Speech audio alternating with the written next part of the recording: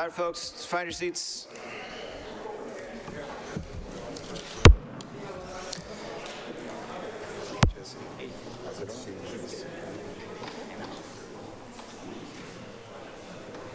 One, two, three, four, close enough. All right.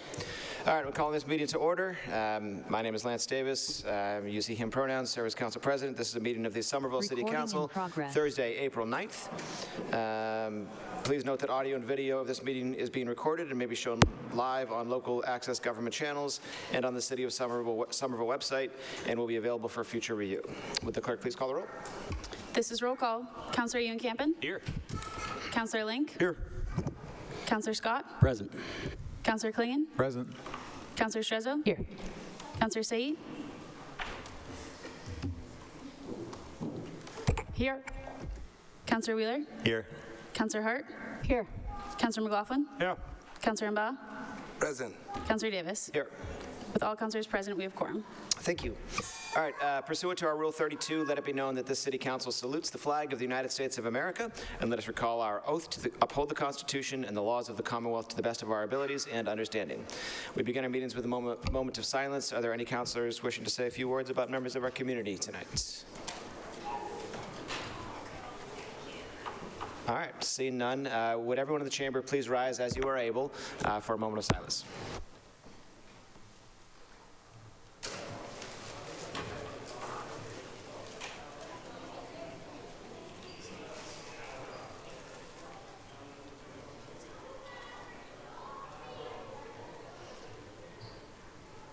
Thank you.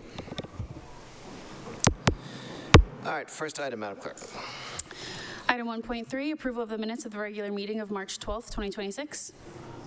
Seeing no discussion, that item is approved. Next item. Agenda item 2.1, a citation by Councillor Klingon commending Teresa M. Perro on the auspicious occasion of her 100th birthday. Councillor Klingon. Thank you, Mr. President. Through you, as we often do, have these special occasions of Somervillian turning 100. This evening, I am really proud and excited to honor and recognize Teresa Perro. I'm going to read a bit about Teresa, and then I'm going to have Teresa's granddaughter, Emily, come up to accept the citation on her behalf as she is in a assisted living situation. Okay, so Teresa Perro was born April 19th, 1926 in Cambridge. In 1945, she and her husband Walter purchased the big yellow house at 392 Medford Street, where they raised their family, where she remained for over 75 years.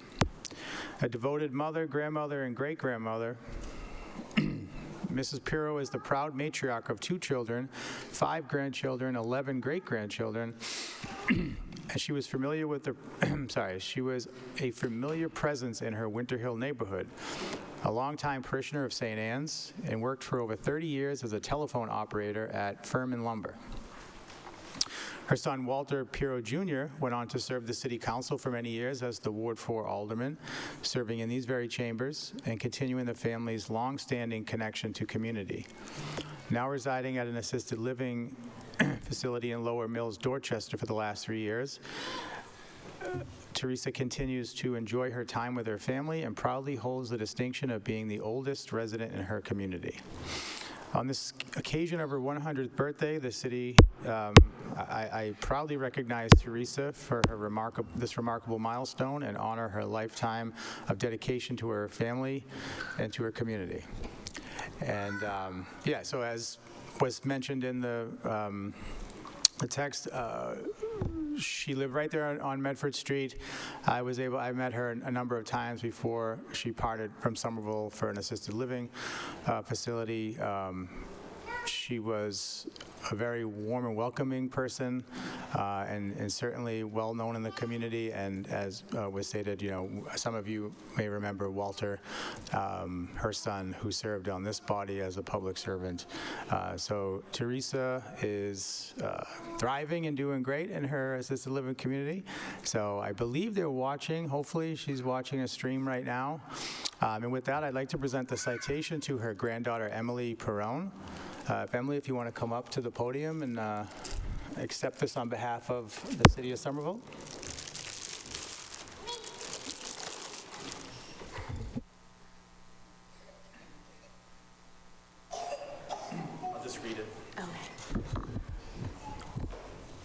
Be it hereby known to all that the Somerville City Council and the mayor offer their sincerest commendations to Teresa M. Pirro, a longtime Somerville resident who is celebrating the auspicious occasion of her 100th birthday. The councilors and the mayor extend their best wishes for good health and much happiness, offered this 9th day of April 2026, signed by the entire council and the mayor. So here you go, young lady. So much. You're welcome. Just wanted to say thank you to Councilor Klingon and to the entire City Council. Really appreciate this. My grandmother will be absolutely thrilled to receive this. She's been in these chambers many times, especially when my dad was here as an alderman. So again, sincerely appreciate it. If she were here, she would tell you that her secret to a long life is to enjoy the little things and to have a bowl of ice cream every night. So thank you. Thank you.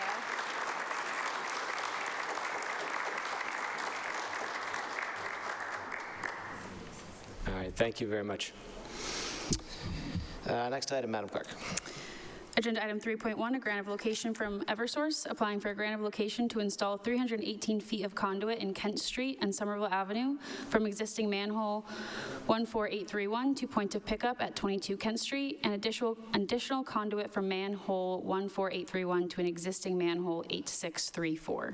All right, I now declare this public hearing to be open. Is there anyone here to speak on the item? Jackie Duffy, online. Hi, how are you tonight? Well, thanks. Welcome. Thank you. We'd like to install 25 feet of conduit on Everett Street to provide electric service to 24 Webster Avenue. Okay. Anyone else here to speak on the item? If you're online, please use the raise hand function. Nope, seeing none. All right, I now declare the public hearing closed. Is there any discussion, questions? Councilor Scott? Thank you, Mr. President. I hate to have to do it, but this is on Kent Street, and there is a pole at Somerville and Kent that is leaning at something like a 15-degree angle off the vertical. It's a hazard. It's been reported multiple times. We still haven't gotten any action on it, and I believe on tonight's agenda is a communication from one of my constituents. That would be item 260633, documenting that and several others in that neighborhood. So just like to send this one to license and permits so that we can get some answers and some follow-up on that. I believe there's also several items on the agenda tonight relating to that matter. So if we could send this item to license and permits. Is the poll that you're talking about related to the grant of location? It's right down the street, sir. Okay. The reason I ask is because, well, that is a conversation that we've had in licenses and permits before. If we're going to have a larger discussion about polls, that might be something that would be better sitting in what used to be public utilities and public works, which is now sustainability and infrastructure. Because licenses and permits, we're really supposed to talk about the license that's before us. We certainly could send it there. I'm not objecting. We're just having a conversation. I want to set up the other items, put them in the best place to be addressed by whomever might be able to attend the meeting. Mr. President, you're familiar with my song and dance at this point. I am attempting to use the very little power that we have as city councilors to bring the state utility to the table to discuss and remedy these problems. All right. Councilor Scott moves to send this item to licenses, or to committee, licenses and permits. Any objection? All right, seeing none, we'll send that one. Can I just go through the chair on this one? Sorry, I read the wrong thing. I read the one for Webster Avenue. I'm sorry, I didn't read the Kent one, so that was my bad. But Kent one is going to go to licensing, correct? That's correct. Okay, thank you. All right, thank you. All right, next item, Madam Clerk. Agenda item 3.2, Eversource applying for a grant of location to install 184 feet of conduit in Broadway from existing manhole 1969 to a point of pickup at 382 Broadway. All right, I now declare the public hearing to be open. Is there anyone here to speak on the item? Jackie Duffy, Eversource.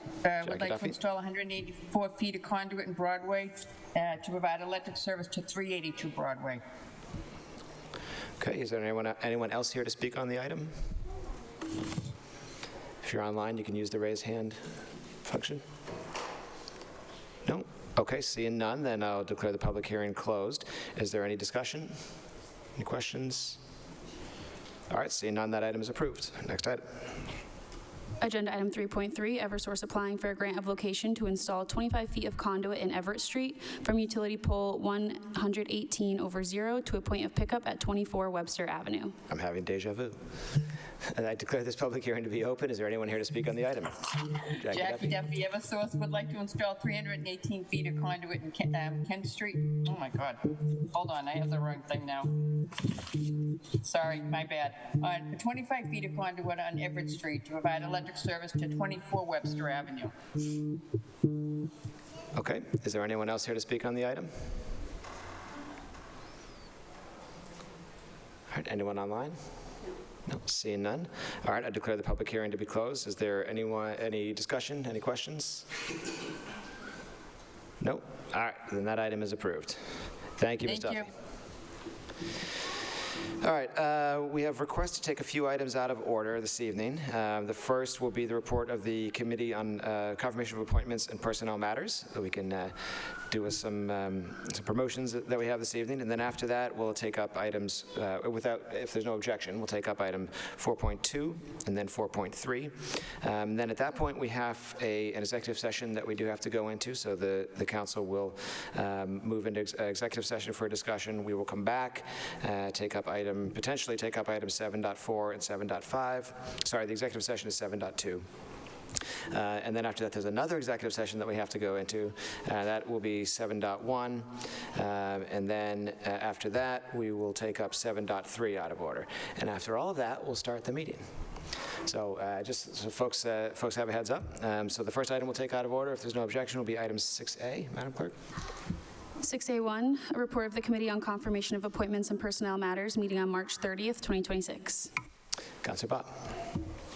Thank you, Mr. President. Appreciate the opportunity. It was a brief meeting.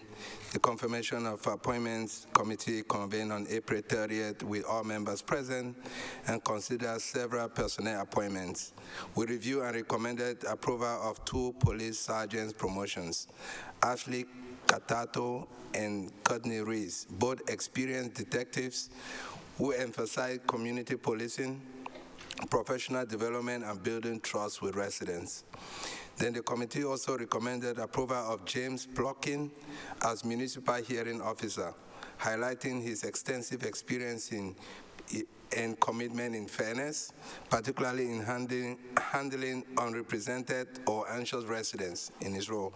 Jessica Smith was approved for the Public Financing of Campaigns Committee, and finally James Leo Bedard and Krista Hoff were approved to the Ranked Choice Voting Committee.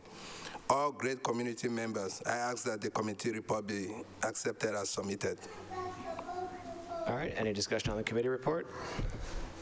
All right, seeing none, that item is approved. Councilor Ball, you want to lead us through the promotions? I would ask the 2 sergeants, we can just kind of like take them both together. So Ashley and Courtney Reese, if you guys...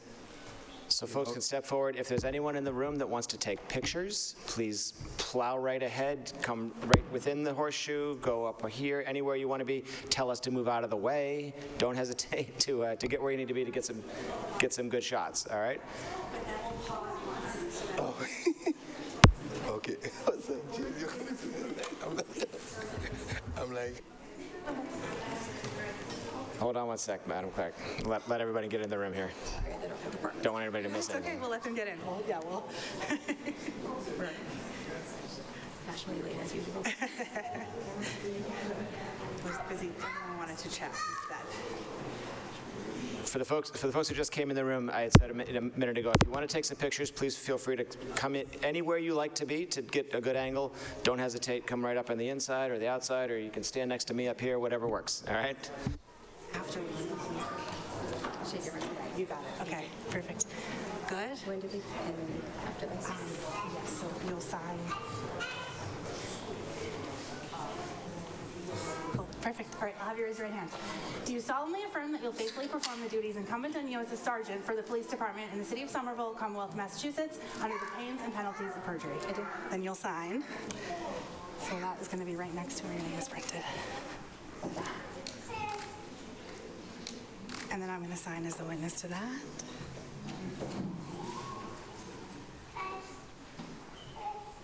And it's official. Congratulations.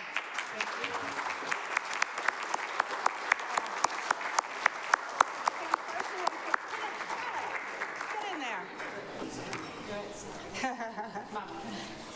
Yes, get a side angle.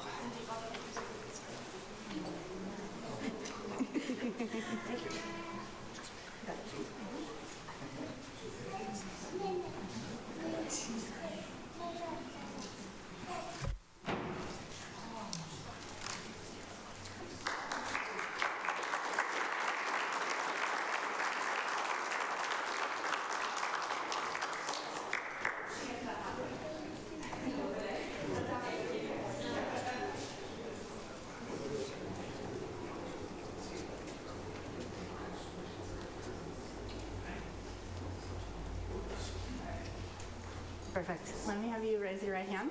Do you solemnly affirm that you'll faithfully perform the duties incumbent on you as a sergeant for the police department in the city of Somerville, Commonwealth of Massachusetts, under the pains and penalties of perjury? I do. Then you'll sign right next to where your name is printed.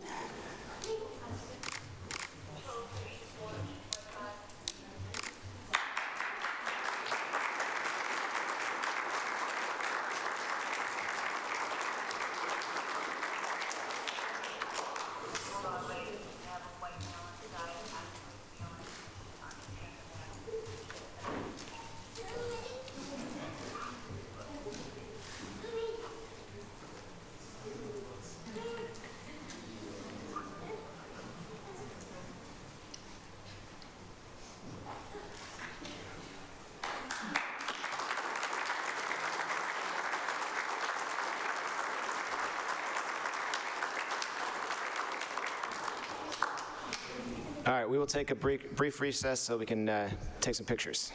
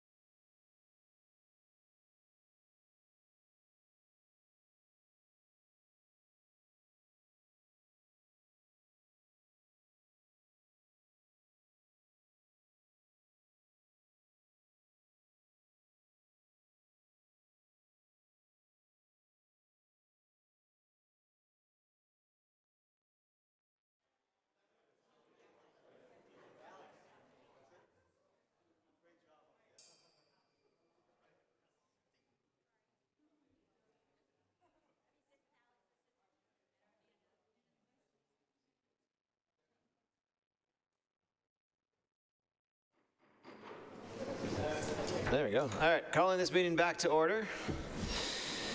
So the next item that I would like to take out of order, unless there's any objection, is item 4.2.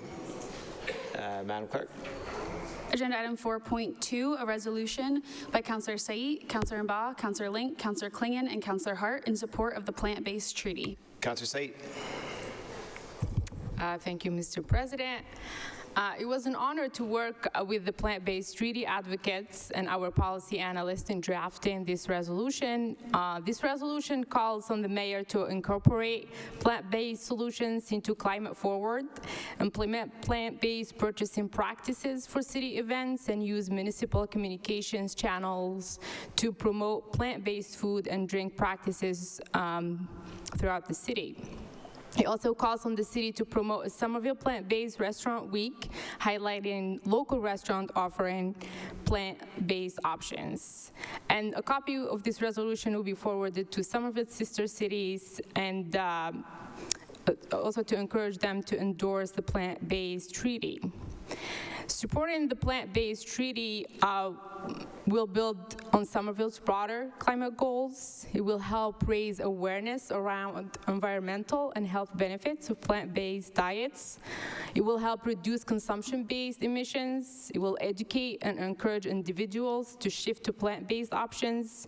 It will encourage businesses to offer more plant-based options and reduce dependence on high-emission food sources. I think it's an important step in having food policies that help maintain a secure, sustainable, and accessible food supply for all.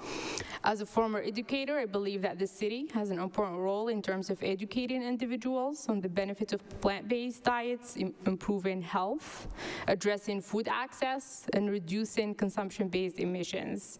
This resolution puts that into action by including a number of ways for Somerville to take action in educating the community and promoting more sustainable and equitable food systems. The speakers who will be sponsoring, they will speak to the work they're doing to get municipalities to support the plant-based treaty and what drives this important work.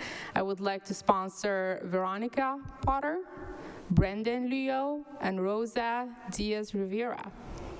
Councillor Said would like to sponsor the forenamed individuals. Any objection? All right, seeing none, please step forward.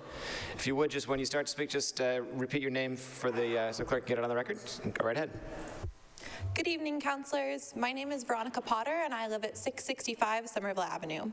As a plant-based eater who cares deeply about addressing the climate crisis, I wish to express my support for Somerville endorsing the plant-based treaty, Resolution 260508. The plant-based treaty is a global grassroots initiative addressing the environmental impacts of our food systems by working towards three main goals at the global level: redirect our animal agriculture-based food systems to plant-based ones, relinquish the use of additional land for animal agriculture, and restore ecosystems to promote biodiversity and create natural carbon sinks. One strategy we hope to help Somerville implement is serving plant-based foods as the default option at city events, which is shown to greatly increase the uptake of plant-based options, reducing the environmental impact of events without taking away the freedom to choose animal products. I'd like to emphasize that endorsing the plant-based treaty and prioritizing policies like plant-based defaults will not take anything away, but instead increase access to and education about plant-based foods. By endorsing the plant-based treaty, Somerville would join a global movement promoting a more equitable and sustainable world through plant-based eating. I hope we have your vote to pass Resolution 260508. Good evening, City Councilors. My name is Brandon Law, and I live at 1 Watson Street.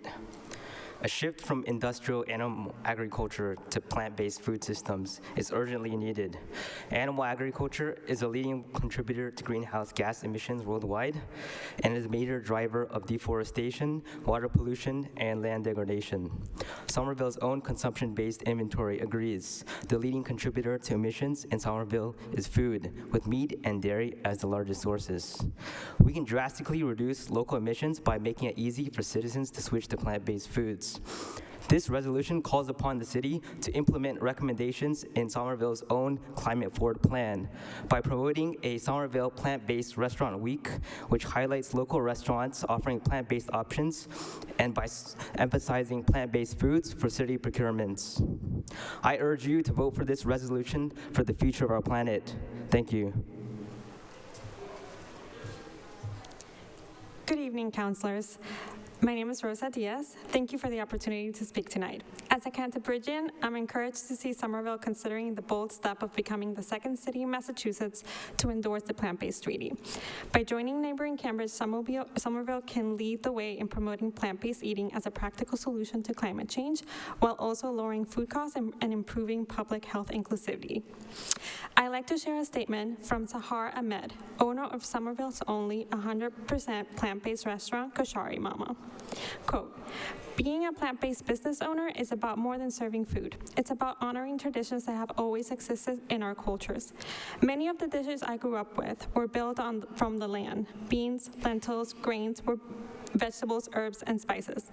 Plant-based cooking isn't new, it's ancestral. These foods tell stories of resourcefulness and care for the community. They are nourishing, deeply flavorful, and often the most affordable way to feed people well. When we cook this way, we show that good food doesn't have to be exclusive. It can be simple, generous, and shared by everyone." End of quote. Somerville has long been a leader in climate action, and it now has the opportunity to take decisive steps towards supporting local plant-based businesses to succeed and thrive. I urge you to vote to endorse the plant-based treaty for the climate, for local businesses, and for a more inclusive food culture. Thank you. Thank you all. Councillor Saitt, back to you. Anything else? Okay, I saw Councillor Strezzo, Councillor Camp would like to sign on, and then after Councillor Strezzo, we'll go to Councillor Hart. Thank you, Mr. President. Through you to Councillor Saitt, and first I want to thanks for bringing this forward and some of the other councillors who did. Through you, I'd love to have our speakers come back forward. And and if I may, just ask some questions, because I think this is great. The dialogue is important, and we're talking about food right now because there's a lot going on. Come on forward, thank you. To the podium, if you don't mind. Thank you very much for caring. You clearly are very compassionate and caring. So my question is really, just a couple of days ago, 3 days ago, Boston Globe issued an article saying that 40% of Massachusetts households are reporting a food insecurity. So how can we share, do you have thoughts on like how we can share information on low-cost plant-based options, and how, if you have suggestions, ideas, and how we can implement that citywide, and with food banks, and what the thoughts are on that, and what products are help address food insecurity with that. I'm with our sponsored speakers to ask the question. Yeah, feel free to, if you, yeah. Yeah, so there's a couple of things we can do. So we know that some of the most affordable foods are whole plant-based foods, like beans and legumes and rice and that kind of stuff. So something we can do is put together like a public campaign of flyers and different tools that we can use to spread that knowledge, because not everybody knows that, and so that could be step one, and we can certainly work with food banks to make sure that they have that in stock. Plant-Based Treaty has a team in the Boston area of very knowledgeable volunteers and staff that can definitely work with the city to implement this.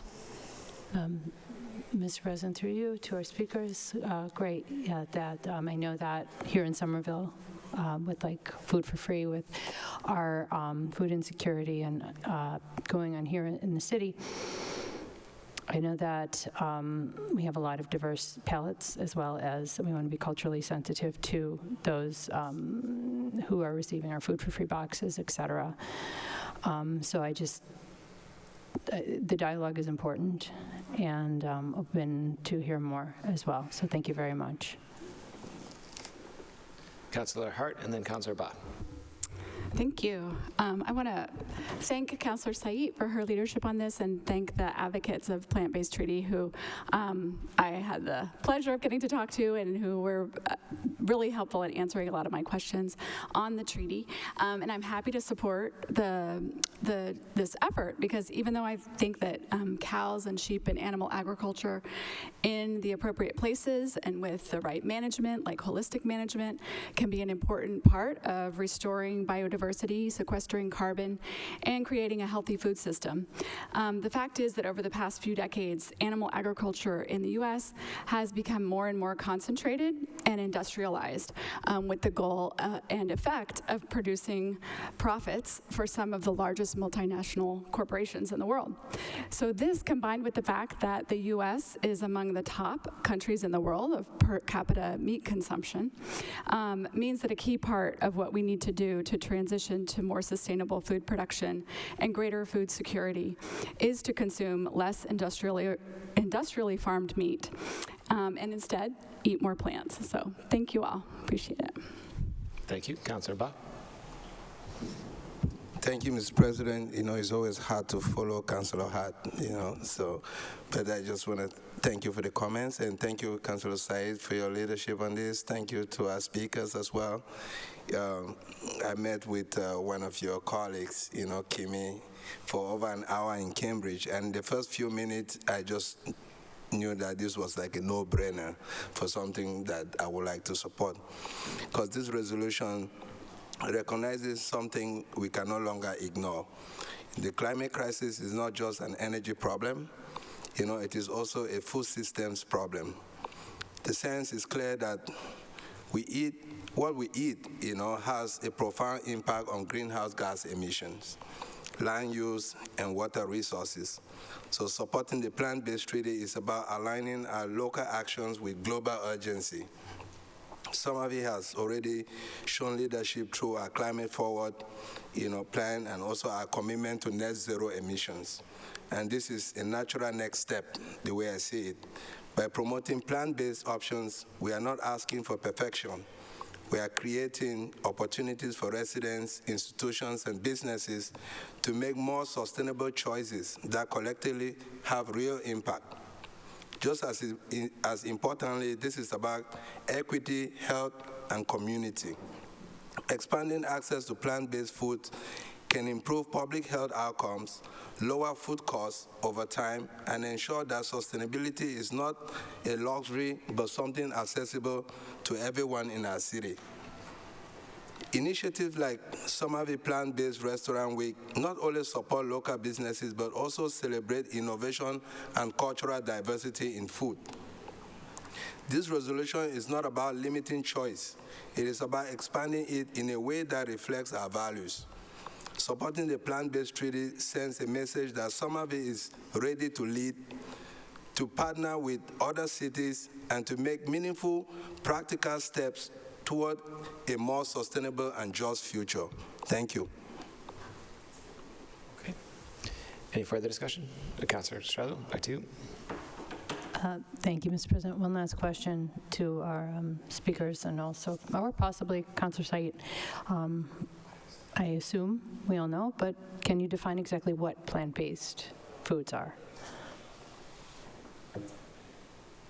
So I do want to stress that plant-based doesn't mean, sorry, can you hear me? I do want to stress that plant-based is not, we are not asking people to forgo animal products completely. We are not asking people to give up anything they love.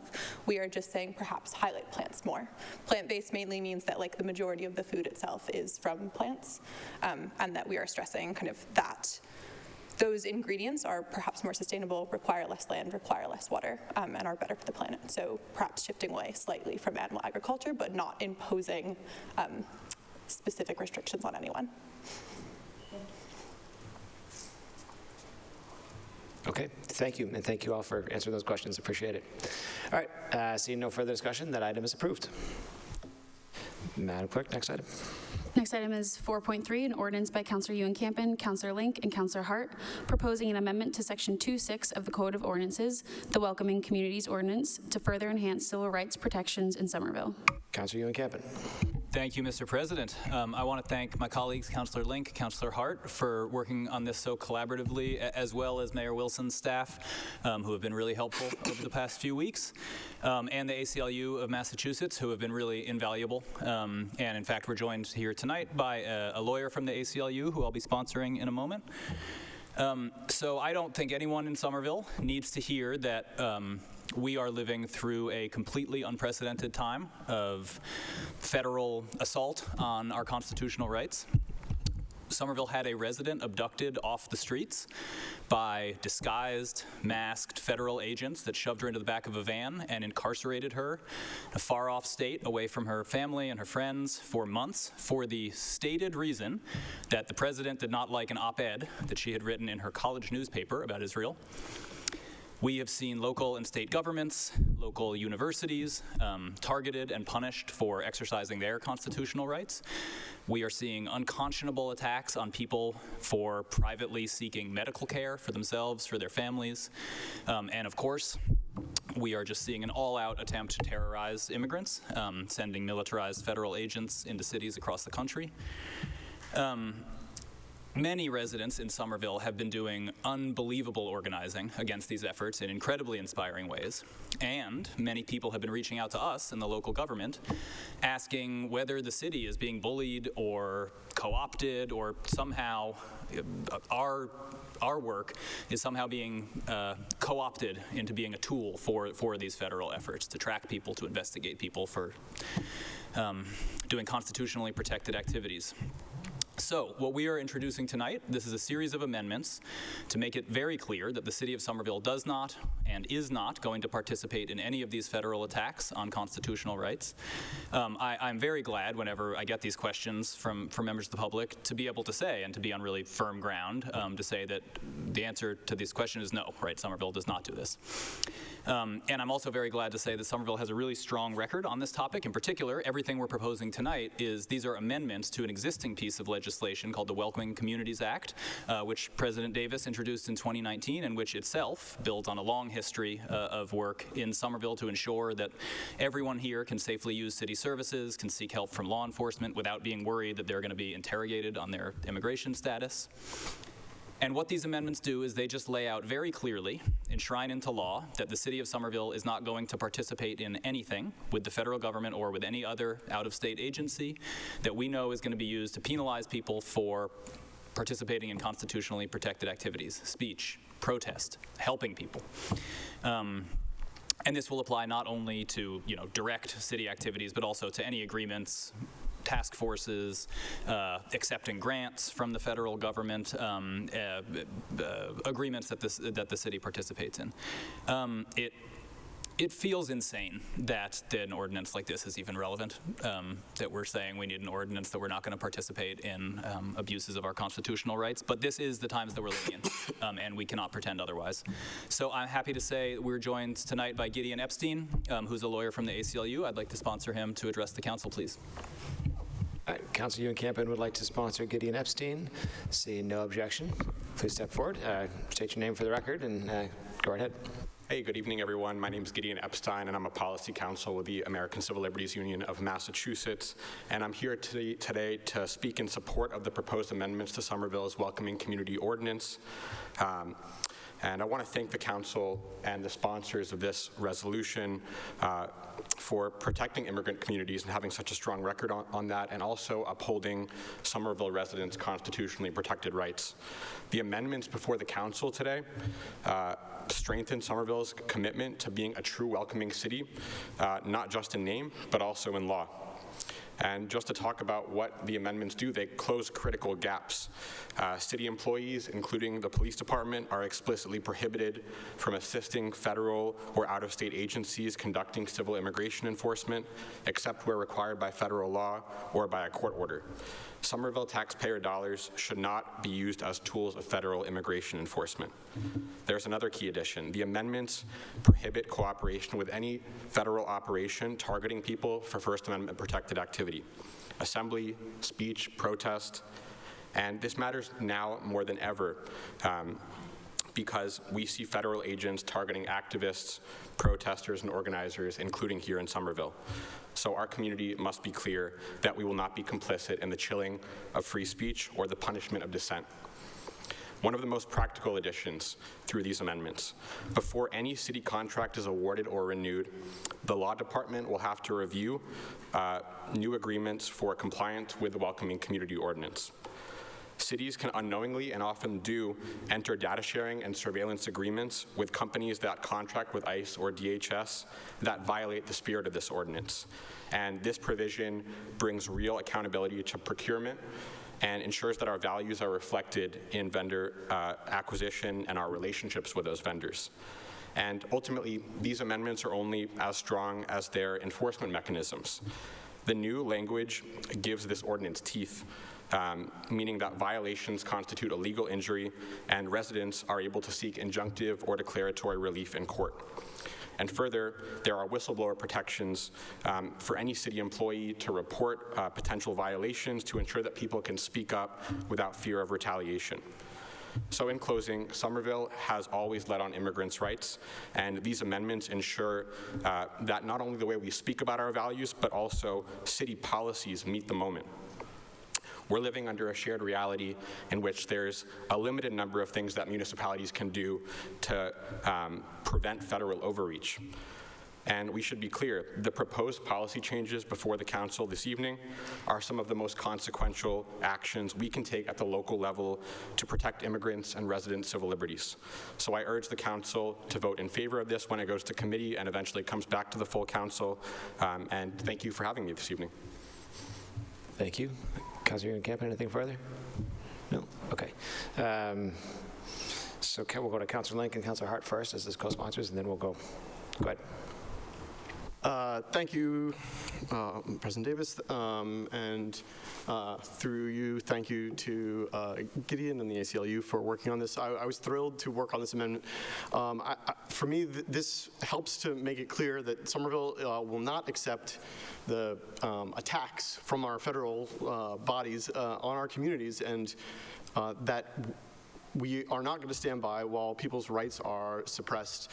Protecting free speech in our community, for me, is one of the most important things, and it's one of the most essential jobs we have here. You know, every day that we come into this room, one of the first things we do is remember that we're here to uphold the Constitution. So I think this was a fantastic team effort, and you know, I want to acknowledge that some of what we've got in here is also some of what the city was already doing, and they were already doing some good work, but this makes it more durable, and it puts it in print, which is a huge thing. And you know, I'm hopeful that this is just one more push and one more ounce of pressure against a body of hate and antagonism that, you know, we've all been exposed to, and one more you know, just push back to keep us from falling into something really, truly terrible. Thank you. Councilor Hart.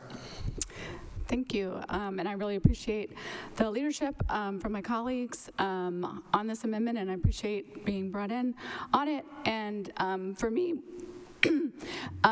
during this time that is so scary and sobering, one of the things that gives me a lot of hope and inspiration is the way that we've seen neighbors helping one another, looking out for one another, and upholding the rule of law. And we see this right here in Somerville with rapid response networks, mutual aid work, and the importance of people exercising their rights to free speech, assembly, protest. And I know in Somerville that we are united in wanting to defend democracy and ensure that everyone's civil liberties are guarded and protected. And we want a high degree of trust and public safety throughout our city. So I think that this is another important step that we can take to ensure that that's the case. So thank you. Thank you. So I saw Councilor Scott and then Va. Thank you, Mr. President. Of course, thanks to my colleagues for this. I'd love to co-sponsor this. And I also just wanted to highlight something that was included in here that is perhaps one of my favorite parts in 13B, which is, in addition to all of the directly immigration-related things, it does prevent the assistance in any out-of-state or federal agency in apprehending or arresting anyone engaged in activities protected, such as the provision of food, medicine, shelter, clothing, to anybody who has come to Massachusetts for whatever reason to avail themselves of our freedoms, as long as those activities are fully legal within the Commonwealth. So I think that's an important role as we not only protect our neighbors, but protect our neighbors across the country who may be needing some place to go. So thank you for that thoughtful inclusion, and thank you for all the work in making sure we live up to the values that we profess. So Councilor Klingon would like to sign on. Councilor Ba and Councilor Said.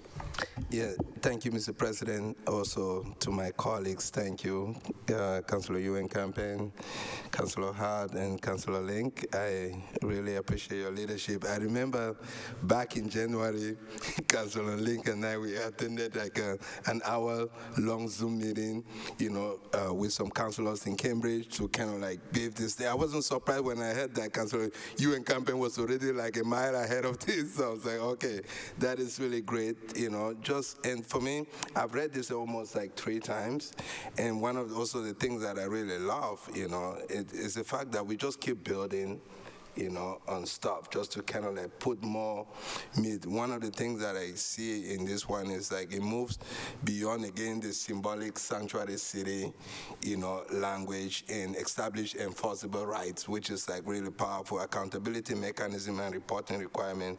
Also create avenues for residents to file complaints. That's big, and seek legal remedies and receive whistleblower protection. That's like my takeaway. That it's like this is something why requiring regular public reporting on ICE-related interaction. I thought this is something worth emphasizing. At the same time, it affirms public safety priorities by allowing limited police involvement only for safety and order during federal operations, not enforcement.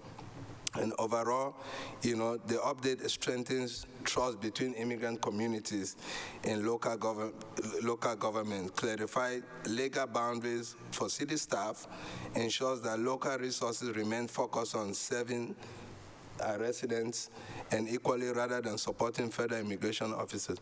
And one of the things that today, again, when I looked at this, I wasn't sure why. I'm sure when it was drafted at first, the reporting requirement, it says 6 months. I just thought like with this heightened, this is just me like looking at it this evening again, with this heightened environment, like, will it be worth, maybe from the legal mind, will it be worth, us getting like a monthly reporting, from like why 6 months? I mean, it's just, even if it's a month of activities, if there's nothing, at least we know there's nothing, but we can't wait 6 months to figure out like what has been going on. So I'm wondering from the legal mind if it's worth making a friendly amendment to have the reporting every month instead of every 6 months. Councilor Ewan Campaign, do you want to speak to that? Mr. President, through you, thank you. This is going to go to committee, so we'll have a lot of time to talk about the details. Yes, not asking you to vote on an ordinance at a council meeting. I thought exactly. That sounds like an excellent thing to raise in committee, and we can talk about the thank you merits of the time frame there. Okay, Councilor Said.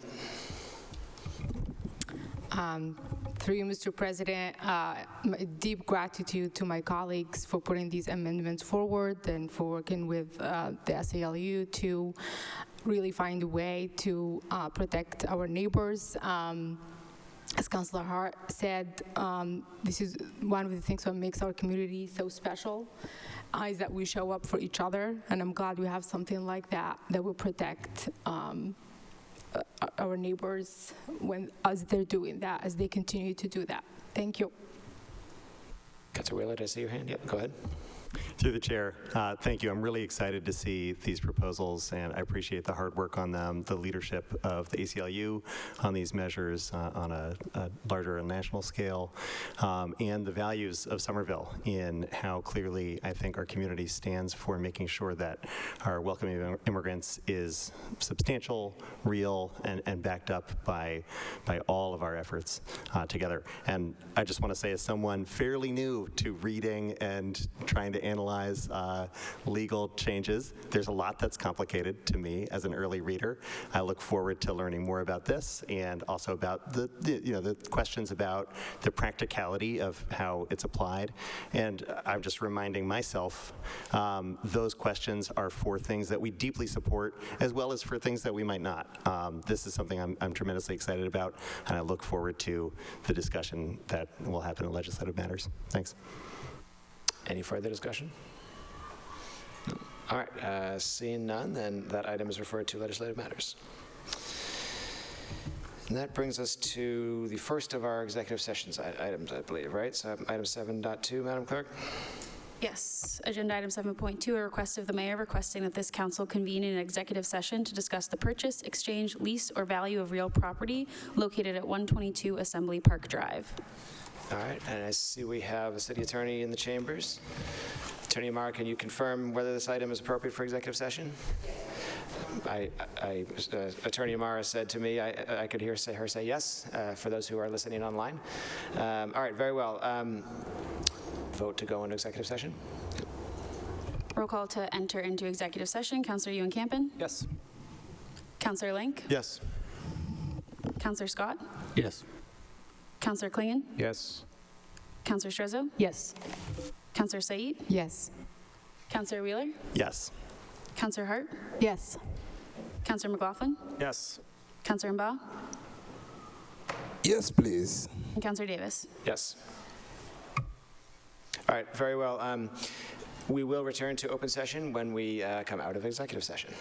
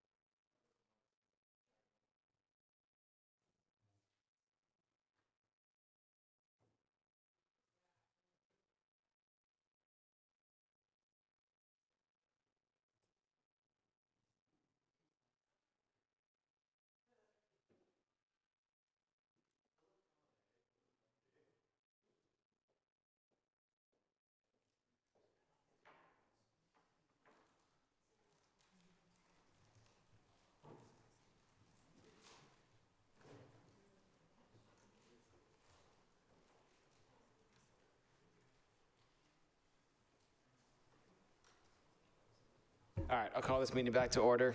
I can see that we have a quorum. There were no votes taken in executive session other than the vote to leave executive session. Madam Clerk, next item,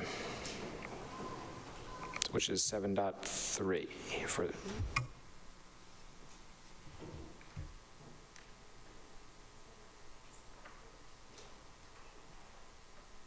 I'm sorry, you're right, 7.4 and then 7.7. Do we want to take those up together? Where's, we have to roll call both. Do we want to take the 7.4 and 7.7 to get together for discussion? We'll have to do a roll call. To come back. I have to do a roll call to come back. Hey, I know. Let's do a roll call to come back out of executive session, even though I can see there's 11 of us here. Madam Clerk, would you please do a roll call to come back out of executive session? Roll call to return from executive session. Councillor Ewan-Campin. Yes. Councillor Link. Yes. Councillor Scott. Yes. Councillor Klingon. Present. Councillor Strezzo. Councillor Said. Here. Councillor Wheeler. Yes. Councillor Hart. Yes. Councillor McLaughlin. Yes. Councillor Mba. Yes. Councillor Davis. Here. All councillors present. We have quorum.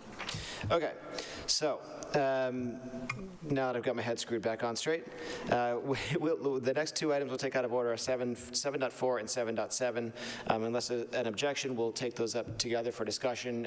If we decide to move forward, those each would require a roll call vote, so we can do that vote separately. But for purposes of discussion, we can talk them together. So would you read those two items into the record, Madam Clerk?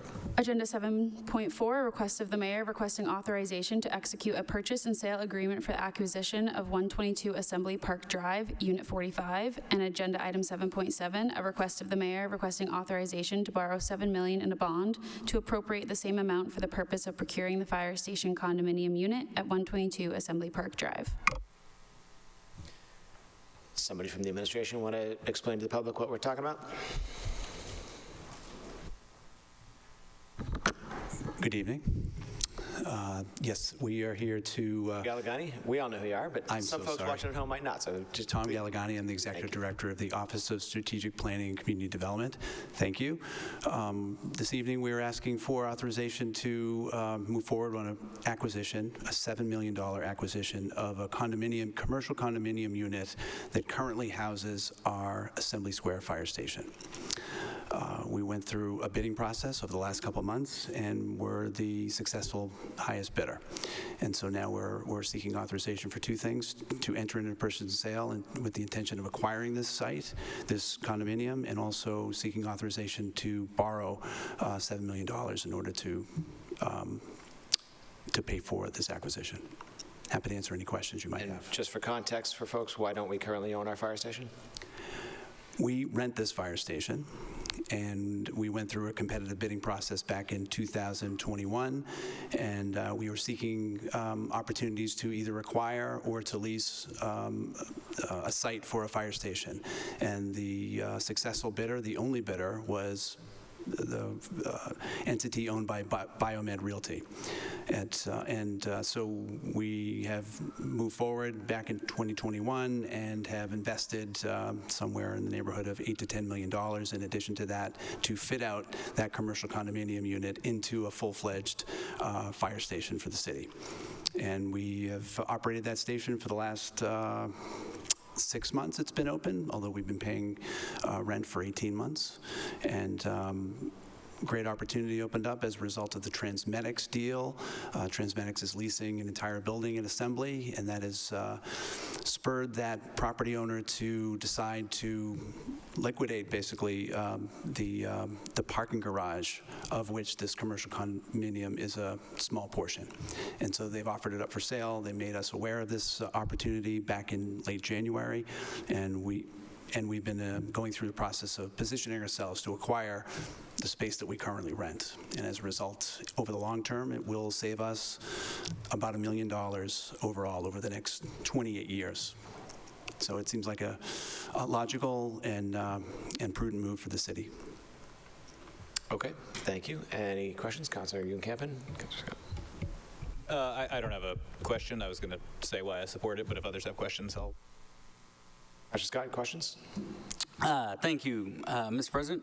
So my understanding is tonight the administration is seeking immediate consideration and approval of these two items? All right. Well, Yes. Through the president, the answer is yes. All right. I apologize to my colleagues. There has been an innovation known as a committee. Normally, these things go to. So I hate to drag this out by having to ask a few questions here. But when it comes to the cost of this, this is a 10,000 square foot facility that we are purchasing at a cost of roughly $700 a square foot, correct? Correct. All right. Like I said, it's cheaper than a condo in Union Square. Now, we are, as part of this condo association, what percentage of the condo association would the city's ownership constitute? Through the president, 5% ownership. All right. And how many square footage is the entire building? Great question. Through the chair, to the president. I don't have that square footage figure. It's a commercial parking garage. It has approximately 1,247 spaces in the garage. Oh, okay, sir. I ask because it's a pretty straightforward calculation, and if we have, I mean, unless this is a 200,000 square foot parking garage, 5% seems a little bit high. Do we know how that was calculated and negotiated? We did not form, to the president, we did not create the commercial condominium. The current owner created it. Okay. All right, and in terms of the taxes, so currently we lease this space, and that means we're in the unusual position as a city of having to pay ourselves real estate tax, because while we are renting the facility, it is owned by a private entity, and the way triple net leases work is the tenant has to pay the taxes on the space. So are we currently paying 5% of the real estate taxes for that building? Through the president, I don't believe we pay 5%. We pay what that portion of the real estate is valued by our assessors. So you're saying the assessor makes a separate valuation for the space that we are renting? I'm speaking out of my league for sure. That's a question that could be best answered by our assessors or our tax collector or our chief financial officer. That's a great question. I see Director Bean approaching. Director Bean, care to field that question? Mr. President, to Councilor Scott. The lease calls for an applicable share of the taxes of the building. That's a debatable point with the Biomed at this point. The assessor, we have a bill that's been given to us, but the lease calls for, they have an appraiser and of course the assessor here, so we don't agree with the number that was given to us, so the assessor's not here tonight. We're going to have a discussion with them in terms of the proper allocation of those taxes. All right, through you, Mr. President, generally the equitable share of like common area maintenance or real estate taxes is calculated on a per square foot basis in commercial leases. Are you saying that's not the arrangement we have here?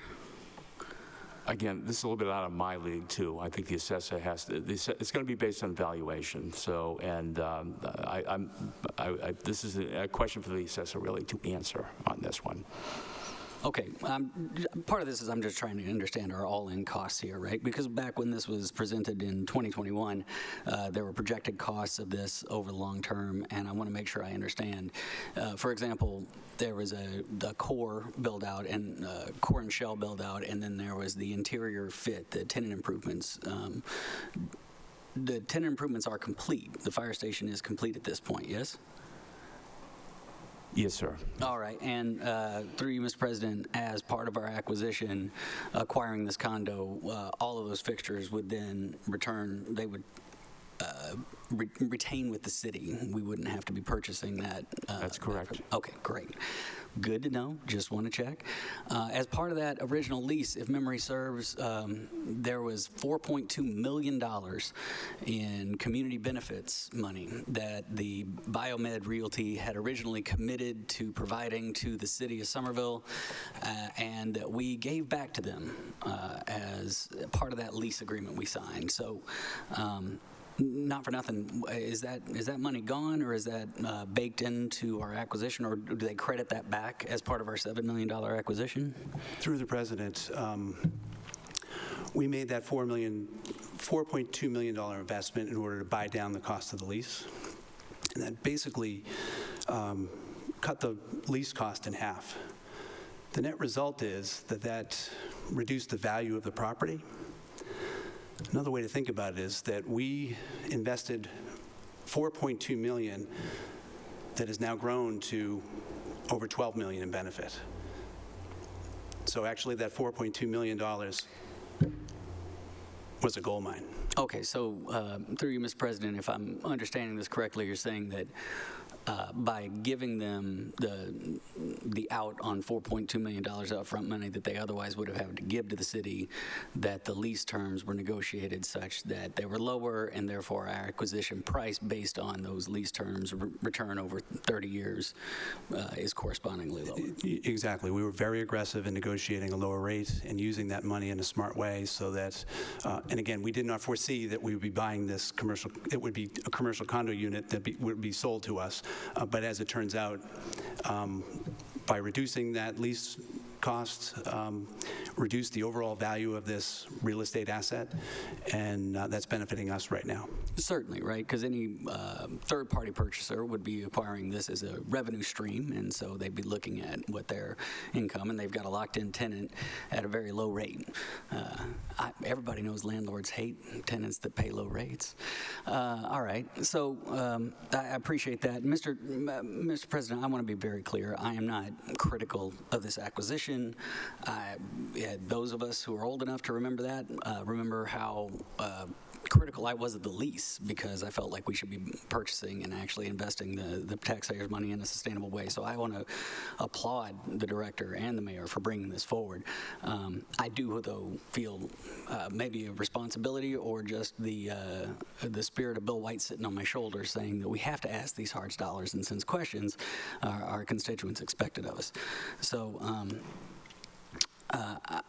I just want to make sure that I'm clear when we talk about, I'm still just a little bit hung up on this condo. So we'll have to pay a condo fee, presumably, as part of this ownership of a commercial condo, yes? Is that established in any of these documents we have before us tonight, sir? Through the chair, the condo has been established, and our expectation is that we're going to be, I don't have it in front of me actually, but be paying, what's the amount, Ed? Oh, yes. The initial yearly condo fee is $6,444. We would anticipate that would go up with the cost, with the rate of inflation over time. And we factor that into our analysis in terms of the overall cost savings over 28 years for this purchase versus the lease. All right, and that condo agreement isn't, because I don't see it in, I don't see a purchase and sale agreement attached to this item. Do we have a purchase and sale agreement before us? We do not. It's being drafted right now. All right, so the administration is requesting authorization to execute a purchase and sale agreement sight unseen this evening.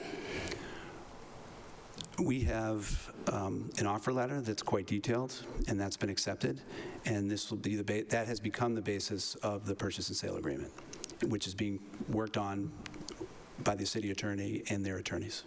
All right, but as a city council, we have to vote to approve that item. I hate to say it, Mr. President, generally, I require more than trust me, bro, as source material on what we're signing up for here. And I do, of course, implicitly trust the director here, but it makes me nervous to vote on something that I can't look at. Likewise, the condo, you said the condo was created, and I will admit I had a hard time finding some of this because the original Assembly Square fire station lease was for, I believe, 5 Middlesex. And the documents that we have, or the document, or the request we have in front of us tonight lists an address of, well, not that. Where is that address? Maybe you can remember. Oh, 122 Assembly Park Drive, Unit 45. So is the condo agreement on file with the Middlesex Registry of Deeds under that address? That is correct. I'm not sure. It is registered under the Middlesex County Deeds. I don't know under what address specifically, but that is the legal name of that condo association, of that condo unit. All right. Well, you know, Mr. President, I think I need to go do some research with the Mass Land Records and Middlesex Registry of Deeds before I can ask the next series of questions, so I want to yield the floor to my colleagues who might have other questions and ask to come back. Stephen Kevin. Thank you, Mr. President. So, as I understand it, we rent the fire station. It's not a good situation to rent a fire station. Now it's being sold. It would definitely not have been a good situation for us to be renting from some new, unknown, random landlord. Much better for us to buy it. As I understand it, we'll be saving $1 million. A little over that, over 30 years. Not a huge deal, but it's better that we own it. I wish we had owned it from the beginning. Totally support this. Thank you. Other discussion? Councilor Wheeler. Thank you, Chair. And just to clarify, I can imagine anybody watching at home might be saying, man, $7 million in a time when we're short, that's tricky. Just to clarify, my understanding is that in situations like this, and there's one of these items is about taking out a bond, we borrow the money through a bond and we pay that back on, at a certain rate. And it sounds as though, without having the precise numbers in front of me, that the amount that we would be paying per year in paying that bond back is comparable and maybe a little bit lower than the amount that we'd be paying in rent. That is certainly true, and our CFO certainly has those details, if you need the details, but yes. Yeah, Director Bain, can you just confirm that that's the correct understanding? I think that's what I believe I heard you say earlier here, but just want to make sure. Mr. President, yes.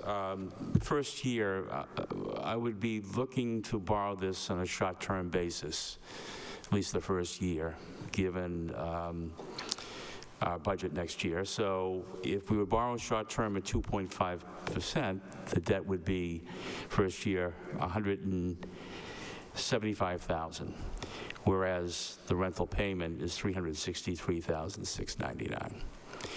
And we will save, at least for the first 2 years, we will be in the negative for another 3, but for almost 20 or 25 years, close to 22 years, we'll be in the positive every year. Thank you. And can I just ask maybe Director Galagani or the mayor or anyone who can answer, how long have our other fire stations that we own been in use? How long have our fire Longer than 28 years? The answer is yes. Thank you. I make the point because we won't have to be paying rent beyond that period. So. Other discussion? Councilor Scott, back to you. All right, thank you, Mr. President. So just, I apologize. I'm only 12 pages into the 41-page master deed for the condo association. I'm moving as quick as I can here. But just on a due diligence standpoint here, the three different, this is just the parking garage itself that's being condoed out. The two different phase 1 and phase 2 parking units are each roughly about 200,000 square feet, which dwarf our 10,000 square feet. But it does make me wonder why our share of the condo fees would be set at 5% when we actually would only be occupying around 2% of the structure, 2.5% of the structure. Those questions are completely valid, and unfortunately they're irrelevant because they created the condo association in January, and they have sold this unit based on their terms.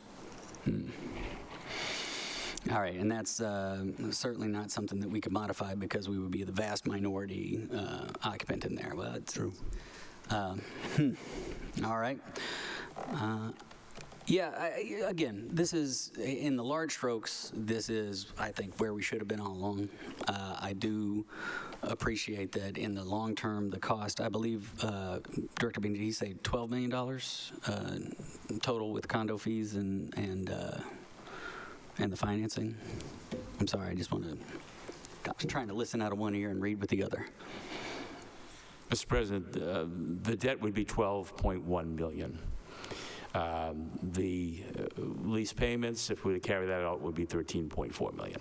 And the condo fee would be $327,235.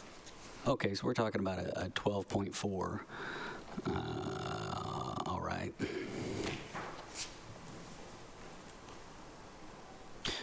So I guess I'm curious, the present value 30-year lease from the presentation that was given to the Finance Committee on October 26, 2021 listed a present value on that lease of $10 million. True. So I'm not sure I'm understanding where the discrepancy is there. We're buying it for $7 million. It's $3 million less. Right, but there's a financing piece of it, right, which is going to end up. You can thank Vladimir Putin. Yeah. The invasion of Ukraine drove interest rates up, and when interest rates go up, the value of that cash flow goes down. So we probably saved $2.5 million as a result of interest rate hikes that have really doubled right after we signed this lease, actually, a couple months later. That's when everything shot up. All right. Well,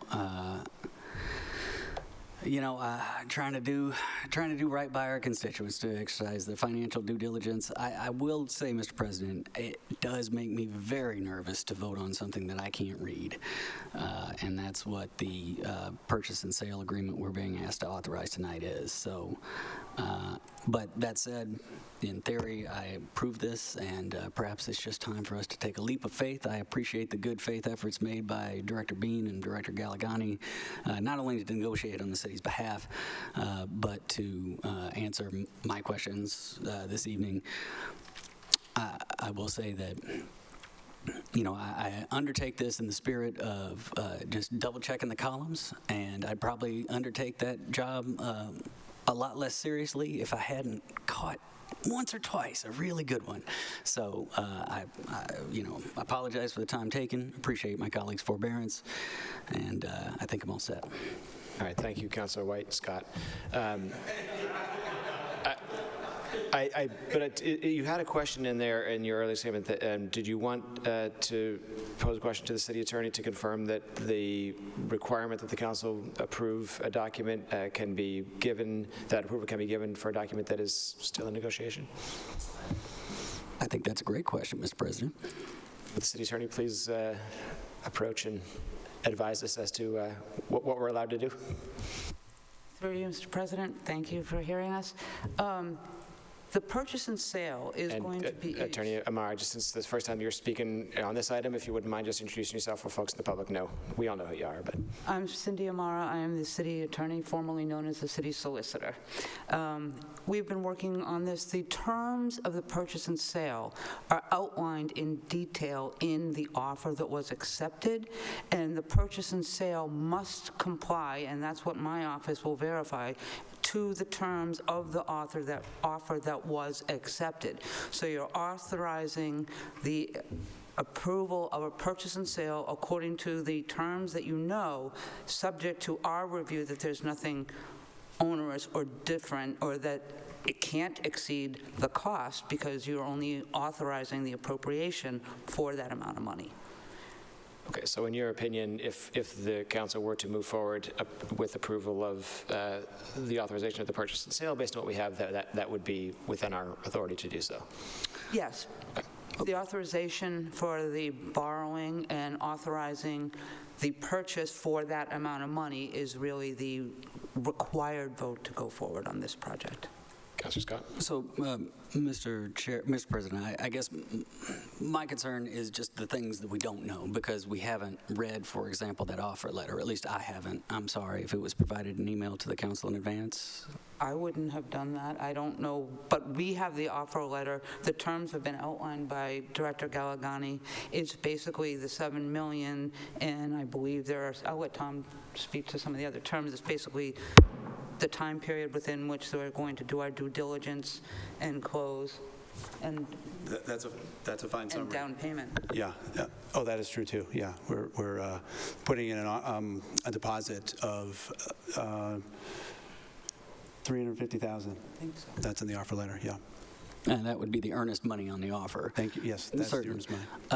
But are there any other terms or givebacks or forbearances? For example, another $4.2 million in community benefits funds that is being forgiven as part of this. I mean, the parcel next door was just acquired in a transaction. Are any special terms being given towards the building rights or exclusion from previously negotiated master land development agreements or any other? I mean, are there any of those terms in this acquisition? No, it's pretty straightforward. Again, you know, that $4.2 million, because we're buying it, it basically turned into $12.2 million for us, and that's locked in because we're buying it for such a low price. That's great. It's straightforward in terms of we're buying it, we're putting down earnest money. That will lead to, once we go through the state due diligence of notifying the world that we're going through unique acquisition, that's 4 straight weeks of publishing in the goods in the Central Register. Mm-hmm. That expires in early May. Then we'll be ready to sign a purchase and sale agreement. We can't do that until that due diligence period or that state notification deadline is past us. Staff is working already to finalize the terms of, I think is a very straightforward purchase and sale agreement. The only other items I'm thinking, typical due diligence. So assuming we get a vote tonight, tomorrow we start the process of ordering an appraisal, ordering an environmental site assessment, getting our folks at capital projects into this, not only our space, we know our space, we have access to our space. Mm-hmm. We're operating as a fire station, but allow us to go through the parking garage, because as anyone knows who's bought a commercial or bought a condominium into a condominium, you need to know the status and the status and the long-term future and the plan for maintaining that asset so that you're not surprised. You know what you're dealing with. And so that process will begin. We have staff who do that all day on our own assets. And this will be a little different. We're just making sure and babysitting to make sure that the condo association will be operating in a way that makes sense for the city and to protect our interests. And again, that condo association is formed. It hasn't been organized. There haven't been any meetings. And of course, we wouldn't be participating in meetings until we close on the property. But that is all ahead of us. But we have easily a month to 6 weeks of necessary due diligence. We're in the building, we know the building. There's a lot of data that we already have because we permitted this project, and we have access to all the environmental site assessments. We don't think there'll be any surprises, especially since we're just buying a concrete box that sits at the base of this parking garage that is just opened up 6 months ago, 18 months ago for the entire parking garage. And by the way, the parking garage is barely used. It can't be used until they actually have some tenants next door. So there's not a lot of wear and tear. It still has that new car smell. All right. Well, Mr. President, I think it would have a no-car smell. Anyway, my apologies for the dad joke. The hour's late. I will say, so the offer letter that was made is something that can be sent to me for review? Absolutely. All right. Well, then, Mr. President, what I would advise, given this explanation, again, I just like to read the fine print to make sure there's not a sweetener that we might be missing.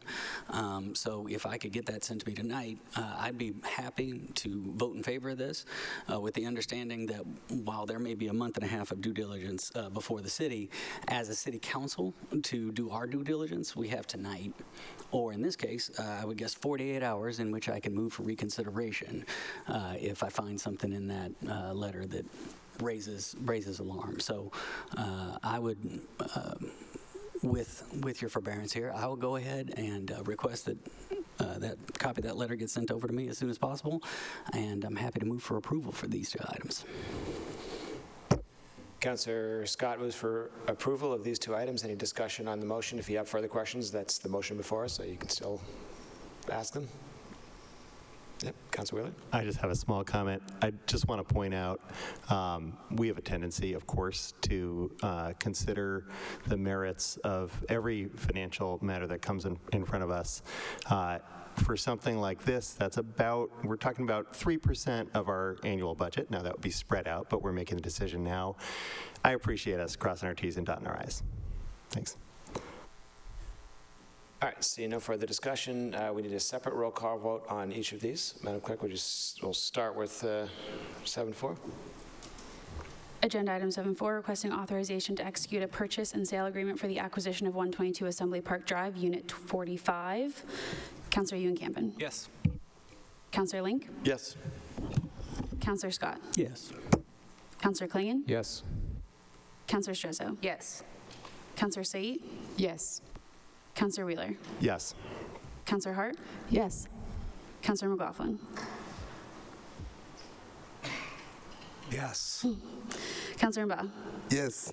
Councilor Davis. Yes. With all councilors in favor, that item is approved. All right, and the next item? Agenda item 7-7, requesting authorization to borrow $7 million in a bond and to appropriate the same amount for the purpose of procuring the fire station condominium unit at 122 Assembly Park Drive. Councilor Ewan-Campen. Yes. Councilor Link. Yes. Councilor Scott. Yes. Councilor Klingon. Yes. Councilor Strezzo. Yes. Councilor Said. Yes. Councilor Wheeler. Yes. Councilor Hart. Yes. Councilor McLaughlin. Yes. Councilor Mba. Yes.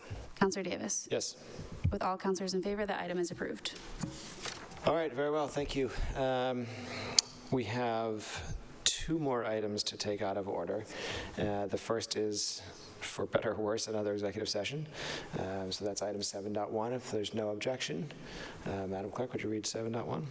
Agenda item 7.1, a request of the mayor requesting that the city council convene an executive session to receive an update on collective bargaining negotiations. Attorney Amar, can you confirm that this item is appropriate for executive session?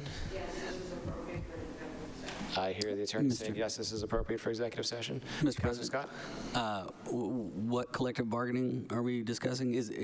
Can we say what unit we are discussing the collective bargaining with? I'm looking towards our labor council.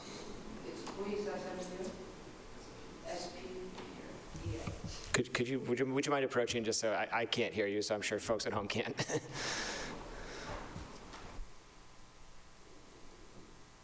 It's the police union, SPEA. All right, only SPEA, not SPSOA? Yes. All right, thank you, Mr. President. Very good. All right, roll call to go into executive session. Roll call to enter executive session. Councilor Ewan-Campen. Yes. Councilor Link. Yes. Councilor Scott. Yes. Councilor Klingon. Yes. Councilor Strezzo. Yes. Councilor Said. Yes. Councilor Wheeler. Yes. Councilor Hart. Yes. Councilor McLaughlin. Yes. Councilor Mba. Yes. Councilor Davis. Yes. All right, that item passes. We will return to open session when we exit executive session.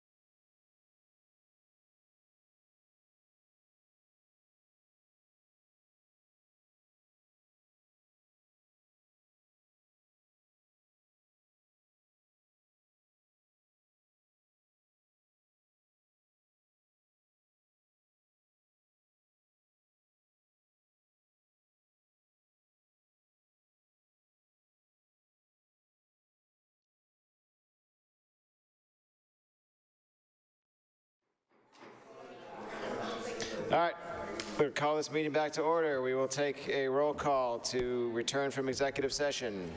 This is roll call to return from executive session. Councillor Ewan-Campen. Yes. Councillor Link. Yep. Councillor Scott. Yes, here. Councillor Klingon. Present. Councillor Strezzo. Councillor Said. Here. Councillor Wheeler. Here. Councillor Hart. Here. Councillor McLaughlin. Yeah. Councillor Mba. Present. Councillor Davis. Here. All councillors present. We have quorum. Thank you. No votes were taken in executive session other than the vote to adjourn from executive session. And I want to correct the record.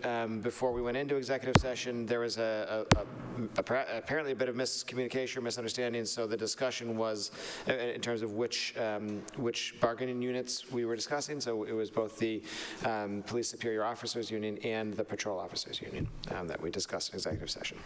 All right. We have actually a late request to take another item out of order so that we can be respectful to our very, very patient member of our fire department, volunteer fire department, I think. Auxiliary fire department, thank you. I was given bad information. Who was very patient, and I apologize for making you wait. If I'd known you were here for this, we would have done this before we all disappeared. So we're going to take up the Finance Committee report out of order, unless there's any objection. Seeing none, Madam Clerk. 6B1, report of the Committee on Finance, meeting on April 7th, 2026. Councilor Wheeler. Through the chair, the Finance Committee met on Tuesday, April 9th, 2026 via remote participation with all members present after an initial technical hiccup and with the help of Clerk Madeline Letelier. We took up a 7-item agenda. At the outset, the committee postponed the body-worn camera item to our April 21st meeting as the administration and police department continue assembling documentation and clarifying proposed policy. We approved an approximately $104,000 street resurfacing grant from Eversource covering work on West Broadway and Holyoke Street, where Eversource will be digging trenches that need to be covered up. Staff explained that this payment, instead of Eversource doing the work themselves, is the city's preference. Rather than Eversource just patching the road in these spotty sections, the city can use the money to do the whole roadway the way we want. We recommended approval of a $15,000 fire department vehicle gift from the town of Medway, which will provide a lighting and pump support unit for the auxiliary fire department. These vehicles have been crucial in the past in situations including, but not limited to, water pipe breaks. The vehicle has been inspected and is in good working condition, so it seems like this donation is a clear net gain for the city. We recommended approval of a $100,000 website redesign grant from the Mass Department of Revenue for Phase 1 of a long-needed overhaul of the city's website, which currently includes tens of thousands of pages and documents and has not been substantially updated in over a decade. We discussed the patchwork of websites written at different times with different code and the improvements if various city department sites can be brought under the same system. Staff noted that a webmaster position has recently been posted to support this work and that we'll try to use the opportunity of this consultant work to build the in-house expertise of our staff. We also recommended approval of an approximately $48,000 grant from the Mass Department of Mental Health for police training and crisis intervention. This will support certification and recertification training for officers, including de-escalation, behavioral health response, and coordination with community resources. Finally, we recommended approval of an amendment to a $365,000 Community Preservation Act grant to the Somerville Community Land Trust. This amendment trades in the current historical preservation restrictions around the SCLT's 12 Pleasant Ave building for a new, more flexible approach that the Community Preservation Committee is trying, where preservation restrictions are time-limited rather than indefinite. The committee discussed how this approach balances long-term affordability gains with historic preservation and the practical realities of project financing. Chair, I ask that this committee report be accepted as submitted. Any discussion on the committee report? Seeing none. There's a fire truck in there too? Fire truck was in there. All right, excellent. Hallelujah. Fantastic. All right, then seeing no discussion, that item is approved. We got our fire truck. Thank you. All right. Mr. President, pump it up. Pump it up, indeed. Very good. The hour is so late that I literally thought for a moment that we had a volunteer fire department, which, of course, I know we don't. It's just, yeah, okay. All right, we still have one more item to take out of order, because why not? Madam Clerk, item 7.3, if there's no objection. Agenda item 7, wait. Right, did I write that down wrong? HRP? Oh, sorry, yeah, seeing no objection. Go right ahead, thank you. Agenda item 7.3, request of the mayor requesting approval of a home rule petition to authorize the appointment of special police officers.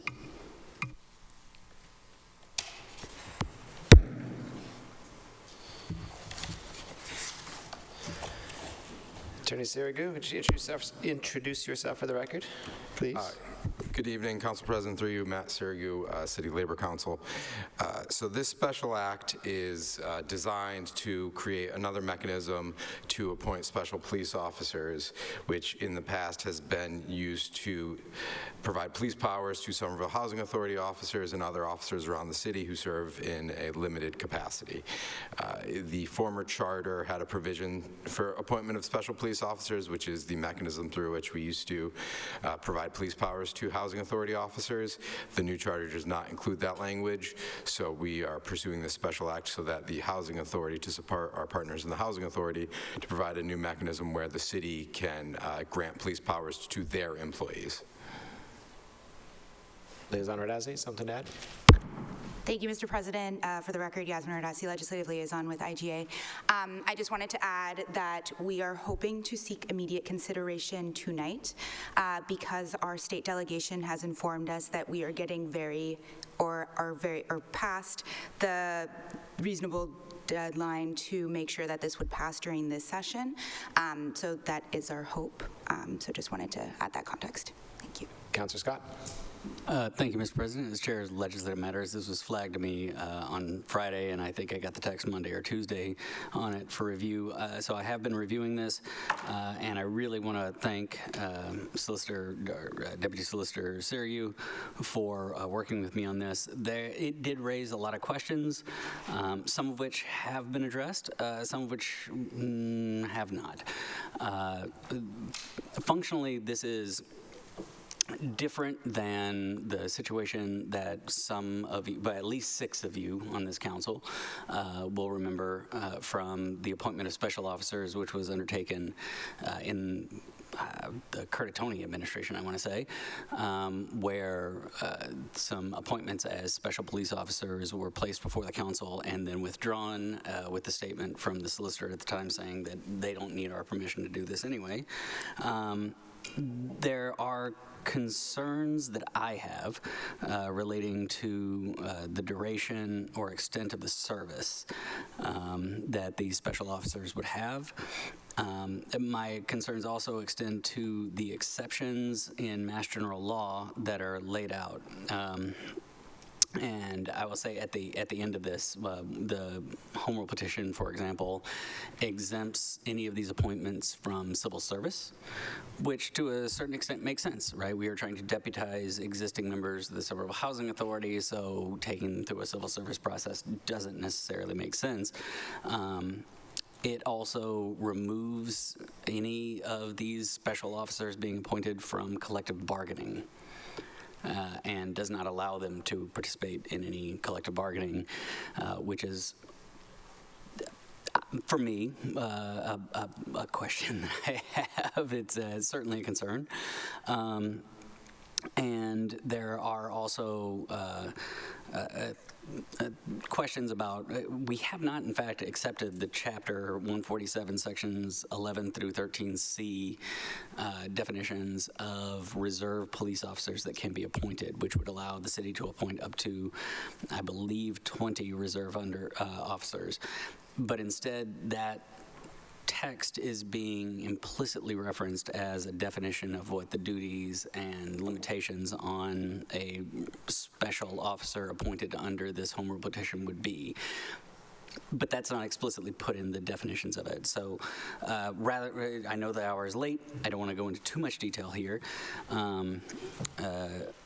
Perhaps I ask you to trust me when I say that there are a lot of issues still here, and I think this is a good faith effort by the administration to craft language that would allow bringing the Somerville Housing Authority police officers, which have been a sore point for this council for at least the entirety of the time that I've been on it, under more direct supervision and control of the chief of police of the Somerville Police Department. My concern is to ensure that in so doing, we do not create a loophole large enough to drive a truck through that would allow a future administration with perhaps less noble aims to circumvent both the civil service hiring process and a certain degree of council oversight. So I think there's a lot good here. If it is the council's desire here at 10:38 p.m. to dive into the questions, Assistant Solicitor Sirigu has stayed behind to answer questions.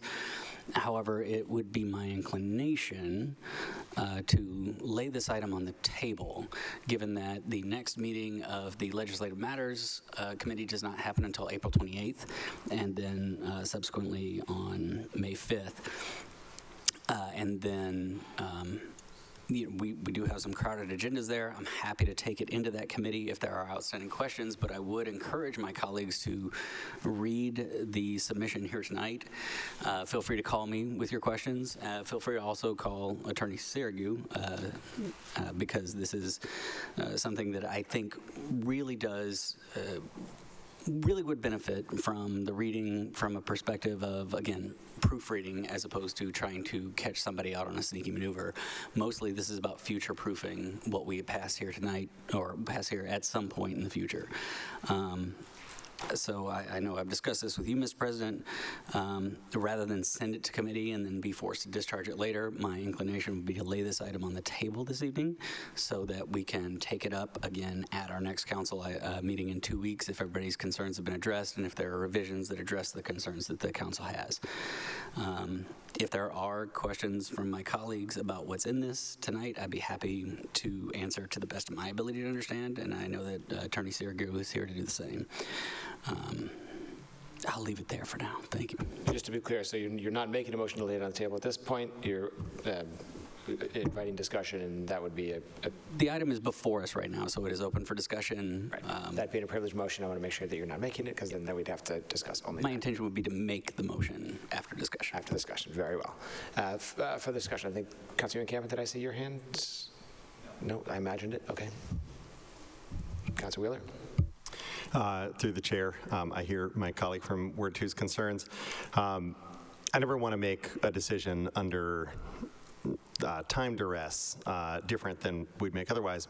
I do want to point out the next council meeting after the next Leg Matters meeting is in 5 weeks. I do want to take the time sensitivity that our legislative liaison mentioned seriously, and also, with a ton of understanding about wanting to future-proof our decisions for, future administrations. There's some time before the next administration. We could come back. Correct me if I'm wrong. We could come back and revisit aspects of this later, at some later date. Maybe not. No, I guess since it's a home rule petition is the petition. home rule petition, so that will be what goes up. Touche. Home rule petitions really only get considered so often, although I will say we know that maybe if we just put a provision in here that requires us to submit photo proof of our identity, maybe we could get the Mass State House to consider it in about 48 hours. Councilor Wheeler, anything further? Councilor Campbell. Thank you, Mr. President. I don't have strong feelings about this one way or the other. I heard obliquely about it from former Chief Femino, who now works for the Housing Authority. The idea, though, of passing a home rule petition relating to police that I haven't read at 10:30 at night, it just doesn't seem wise. I'm sensitive to the time sensitivity here, too, but I don't think that I'm compelled to vote yes without fully understanding what we're talking about, and I'm not in a headspace to fully understand what we're talking about. That's where I'm at. Councilor Clean. Thank you, Mr. President. I agree with the ward counselor from Ward 3, although it isn't that long of a document. But and I certainly appreciate the effort here as somebody who has been working on reforming, especially with regards to the housing police, and bringing them under some sort of supervision and control in ours, since we essentially allow them to go out into the streets armed. But yeah, I'm not really. I'm still trying to wrap my head around. I'm wondering, JT's talking about, Councilor Scott's talking about this, and I'm like, okay, so this is new. This isn't because we've had special police for a long time. So this is a home rule petition to codify sort of what. Yeah, I would like to probably have a little more time with this. Not, I don't want to muck it up so much that it, that that we end up sticking our little council fingers all over it to the point. But I would like to at least, consider it, have a little more consideration over it before just voting on it tonight. It does seem pretty straightforward. Like I said, it's pretty short, but I would prefer to deliberate on it a little bit. Thanks. As a point of information, Mr. President, the other special officers that we have in the city were authorized by a separate home rule petition special act of the State House many, many years ago that specifically restricts it to retired officers that could only be recalled for details. And so this is just a much broader scope.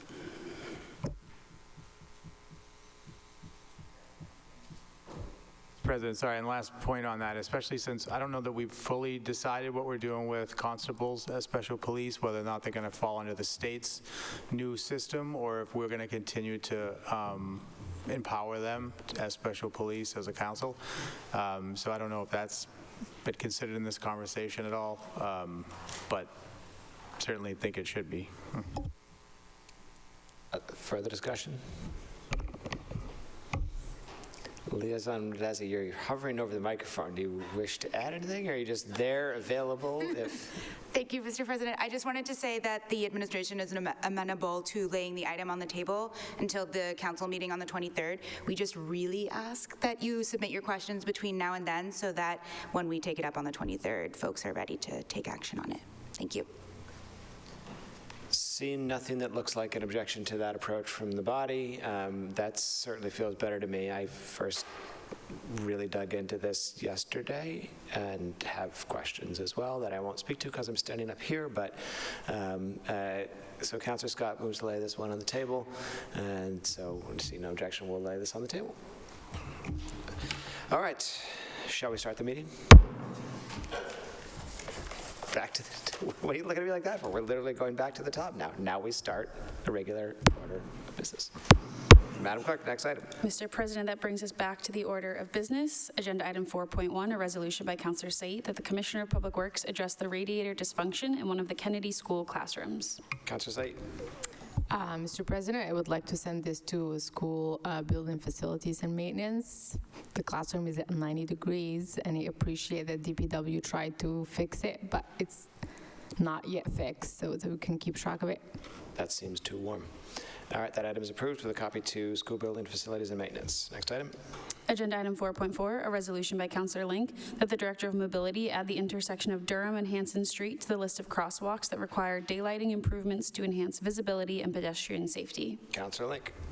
Thank you, Mr. President. This was something that a constituent, the neighbor reached out about, and I'm happy with it going to traffic and parking. I'm so tired at this point. Councillor Scott on the item. On the item, I do want to thank Councillor Link for filing it. I would like to co-sponsor it, and I would like to acknowledge that he did in fact email me about this 2 weeks ago, and it is in fact 6 pages down my inbox, and I just missed it. So thank you for taking it up and getting it on the agenda. Further discussion? No. All right, so that item is approved with a copy to traffic and parking. Or public safety? Yeah, that's what I was wondering, infrastructure, whether it's sustainable infrastructure or TMP. Councillor Klingon, what do you have in TMP that would be, do you have other things that would group well? Liaison Radazzi, I see you standing up, looking again like you'd like to share your wisdom with us. Please feel free to do so. Thank you, Mr. President. I think Director of Mobility is more used to going to the Traffic and Parking Committee meeting, so that would be our preference. Thank you. Okay, so that is approved with a copy to traffic and parking. Oh, wait, sustainability. You said he's more likely to go to sustainability than to traffic and parking? To traffic and parking. It's, yeah. I need another Red Bull. All right, so that's approved with a copy to traffic and parking, as I said. Next item. Agenda item 4.5, a resolution by Councillor Link and Councillor Davis that the Director of Mobility evaluate and implement appropriate traffic calming measures on Herbert Street between the city parking lot and Davis Square Plaza, with particular attention to enhancing pedestrian safety during the Somerville Farmers Market. Councillor Link. Thank you, Mr. President.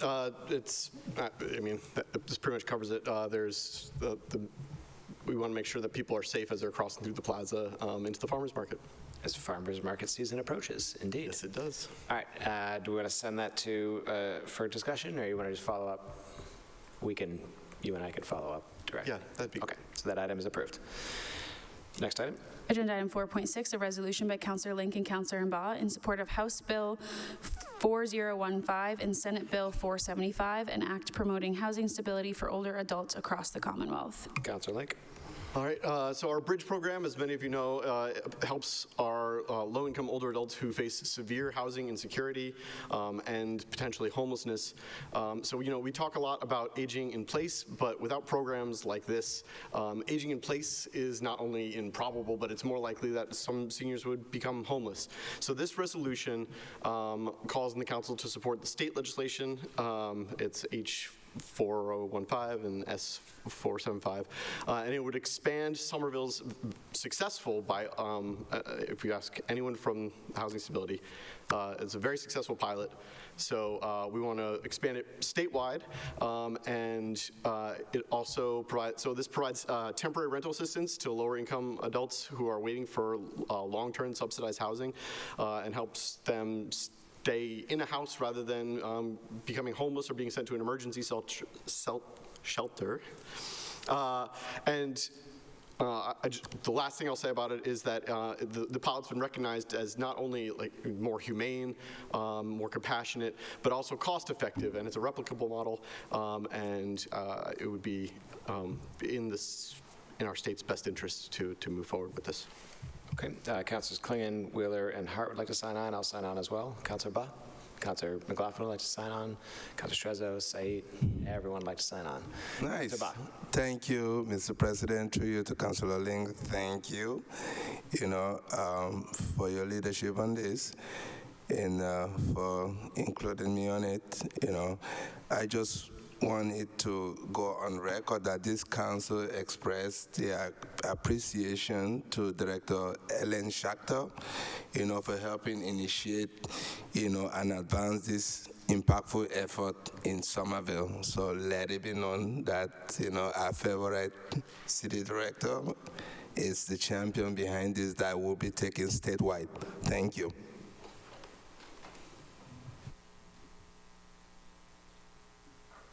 That item is approved. Mr. President, waive the reading of item 4.8 and send to infrastructure, sustainability infrastructure, please. Thank you. Seeing no objection, that item is approved with a copy to sustainability infrastructure. Next item. And so 4.9.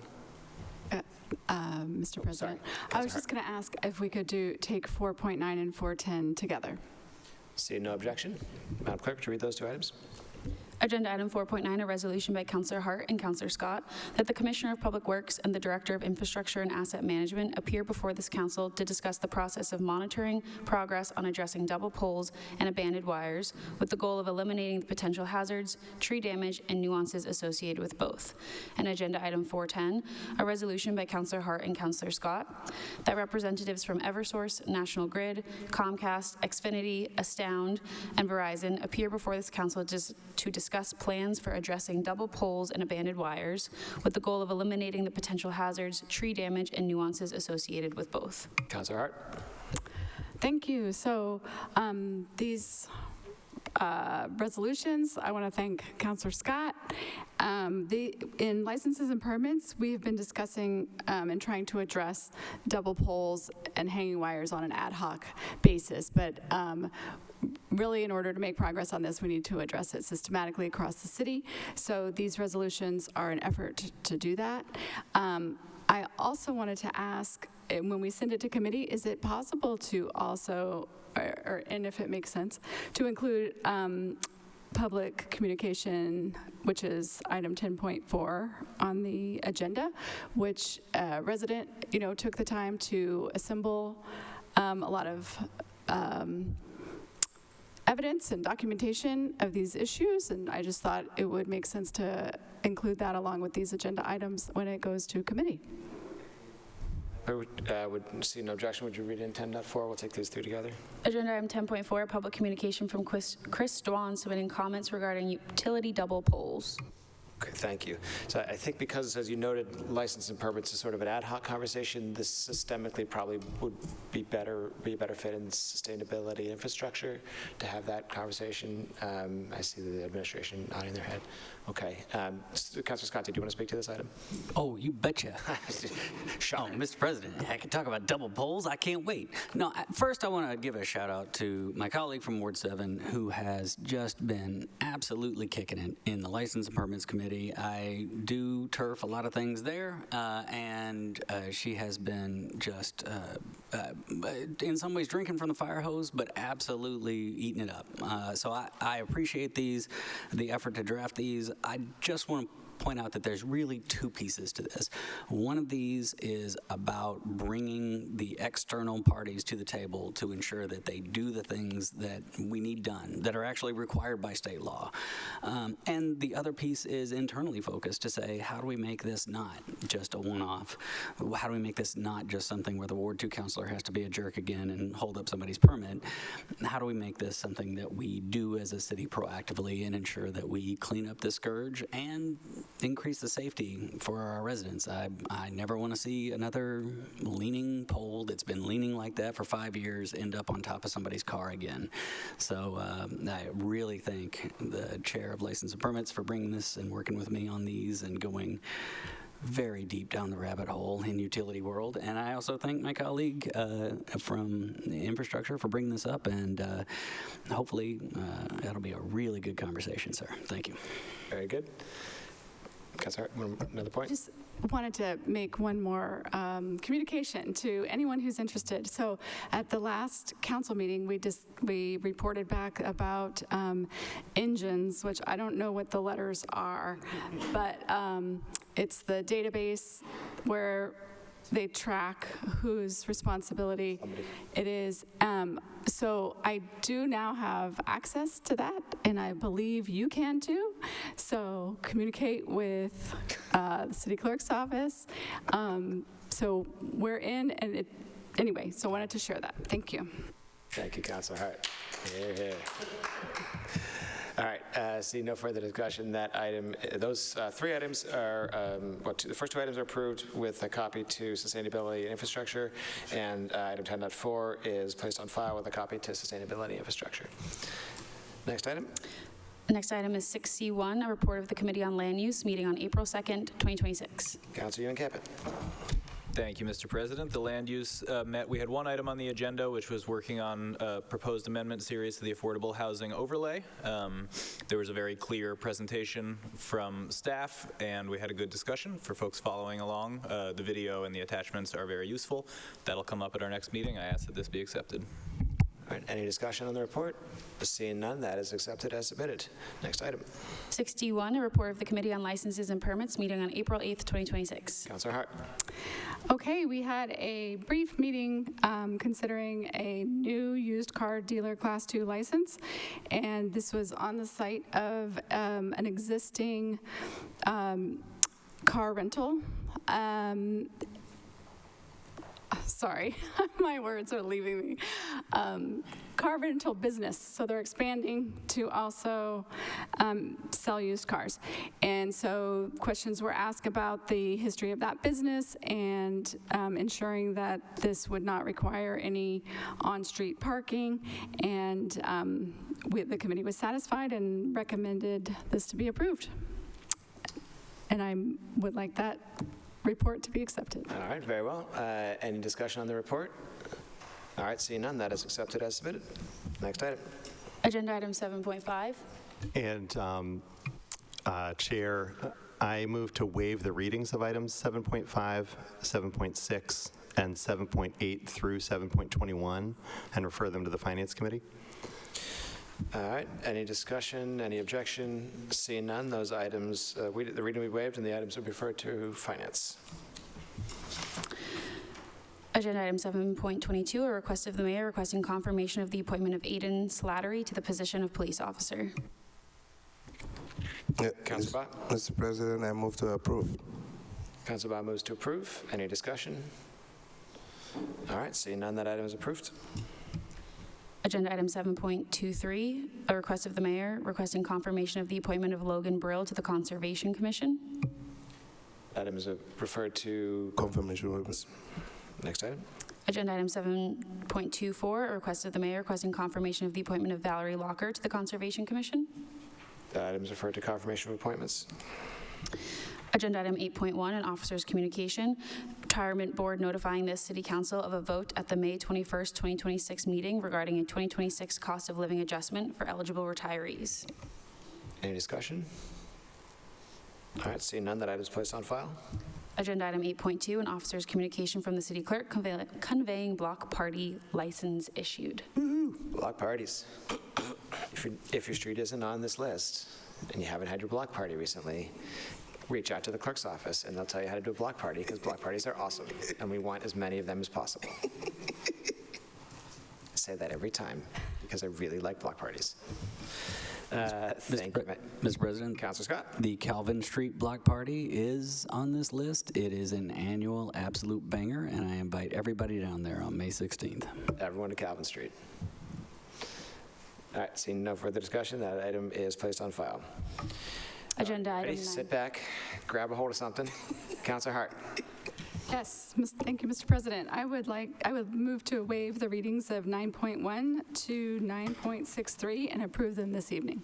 9.1 to 9.63.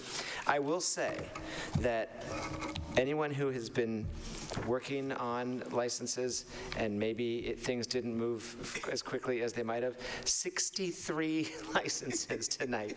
So thank you to everyone who's been putting in yeoman's work to get these things moving forward, and I know that you're all working to get all the others moving forward as quickly as possible as well. Seeing no objection, though, the reading is waived and those items are all approved. That might be the most we've ever approved. Did I see a hand? No, that might be the most we've ever approved in one fell swoop. Check the records. Triple digits? Ugh. All right, next week. Next item. Agenda item 9.65, a public event from the Somerville Museum applying for a public event license for Somerville Patriots Day Colonial Fair 2026 on April 20th from 8 a.m. to 1 p.m. Any discussion? That item is approved. Agenda item 9.66, a public event from the Somerville Museum applying for a public event license for Trolley Tour Revolutionary Line on April 25th from 8 a.m. to 6 p.m., rain date April 26th. Sounds like fun. Any discussion? Item approved. Agenda item 9.67, a public event from Veterans Services Department applying for a public event license for Salute to Service Parade on May 16th from 8 a.m. to 4 p.m. That's going to be fun. Any discussion? Seeing none, item approved. Agenda item 9.68, a public event from Bow Market applying for a public event license for annual curated vintage market on May 31st from 8 a.m. to 9 p.m., rain date June 27th. Seeing no objection, that item is approved. Agenda item 9.69, a public event from the Arts Council applying for a public event license for Summer Streets Carnival on June 7th from 11:30 a.m. to 8 p.m., rain date June 14th. Seeing no discussion, that item is approved. Agenda item 9.70, a public event from the Arts Council applying for a public event license for Big Gay Dance Party on June 27th from 2:30 p.m. to 9:30 p.m., rain date June 28th. Seeing no discussion, that item is approved. Agenda item 9.71, a public event from the Arts Council applying for a public event license for fireworks celebration on June 30th from 2 p.m. to 12 a.m., rain date July 1st. Seeing no discussion, that item is approved. Agenda item 9.72, a public communication from Tamara Grazzi and Emma Rybeck submitting comments for item 26-0485, Surveillance Technology Impact Report for Crime Tracer. That item is placed on file. Do you want a copy to Legislative Matters? Placed on file with a copy to Legislative Matters. Next item. Agenda item 9.73, a public communication from 5 individuals, including 2 residents, submitting comments about 26-0204, amending the zoning ordinances for affordable housing projects. That item is placed on file. Councilor Campion, you want a copy of those ones to land use? All right, copy to land use. Next item. Agenda item 9.74, a public communication from 3 individuals, including 2 residents, submitting comments about agenda item 26-0234, amending the zoning ordinances for accessory dwelling units. That item is placed on file with a copy to land use. Next item. Agenda item 10.1, a resolution by Councilor Mbaugh that the Director of Parks and Recreation and the Commissioner of Public Works coordinate with local stakeholders, including the Somerville Garden Club and other community volunteers, to evaluate the feasibility of transforming the currently unused lawn space located at the small white church across from the West Branch Library into a community gardening space. So we can lay that one on the table or send it to Sustainability Infrastructure. Which would you prefer?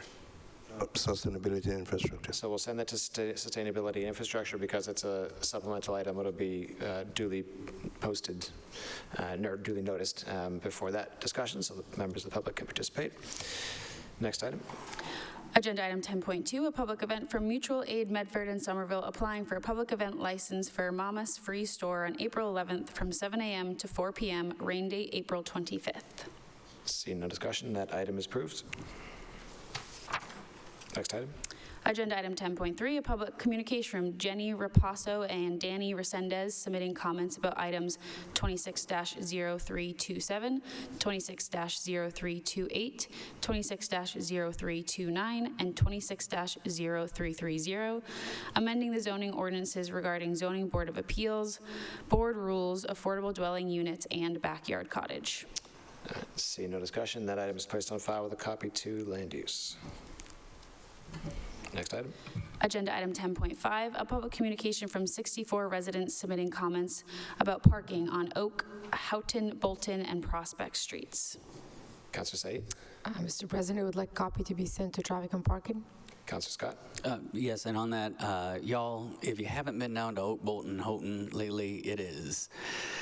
wow, something to be beheld. It is part of the consequence of upzoning to UR, and there's 4 or 5 apartment building projects happening at once, and it really impacts the neighborhood. So this is just another plea amongst a very long list of them to say maybe we need to revisit the way we do construction permits. And the only reason we haven't gotten an exact same letter from Alan, Linden, and Merriam is just they haven't finished their petition yet. So I look forward to the conversation in committee, and I encourage y'all to read the letter. Thank you. Very good. So that item is placed on file with a copy to Traffic and Parking. Next item. Mr. President? Councilor Vaught? Yeah, 1 second. So item 10.1, I think we should just lay it out on the table instead of sending it to sustainability so that we can actually approve it to the next, city council meeting before sending it to. All right, so Councilor Bauer would like to move for reconsideration of item 10.1. See no objection. That item is now before us, and we will lay that item on the table. Thank you, Mr. President. Thank you. Next item. Agenda item 10.6, a public communication from Alexandra Thorne and Daniel Wong submitting comments about item number 26-0378, grant for body-worn camera program. Councilor Wheeler. Chair, could we have a copy of that sent to the Finance Committee, please? Okay. See no further discussion. That item is placed on file with a copy to Finance. Next item. Agenda item 10.7, a public communication from Jake Grossman submitting comments about item numbers 26-0257, requesting a zoning map amendment for 2 and 9 Union Square, 286, 290, and 298 Somerville Avenue. Any discussion? All right, seeing none, that item is placed on file with a copy to land use. Next item. There are no further items before the body. Any late items? No. Okay. Brings us to the end of our agenda. And with that, Councilor Scott and his twin six-shooters move to adjourn, and we are adjourned. Thank you, everyone. Good work.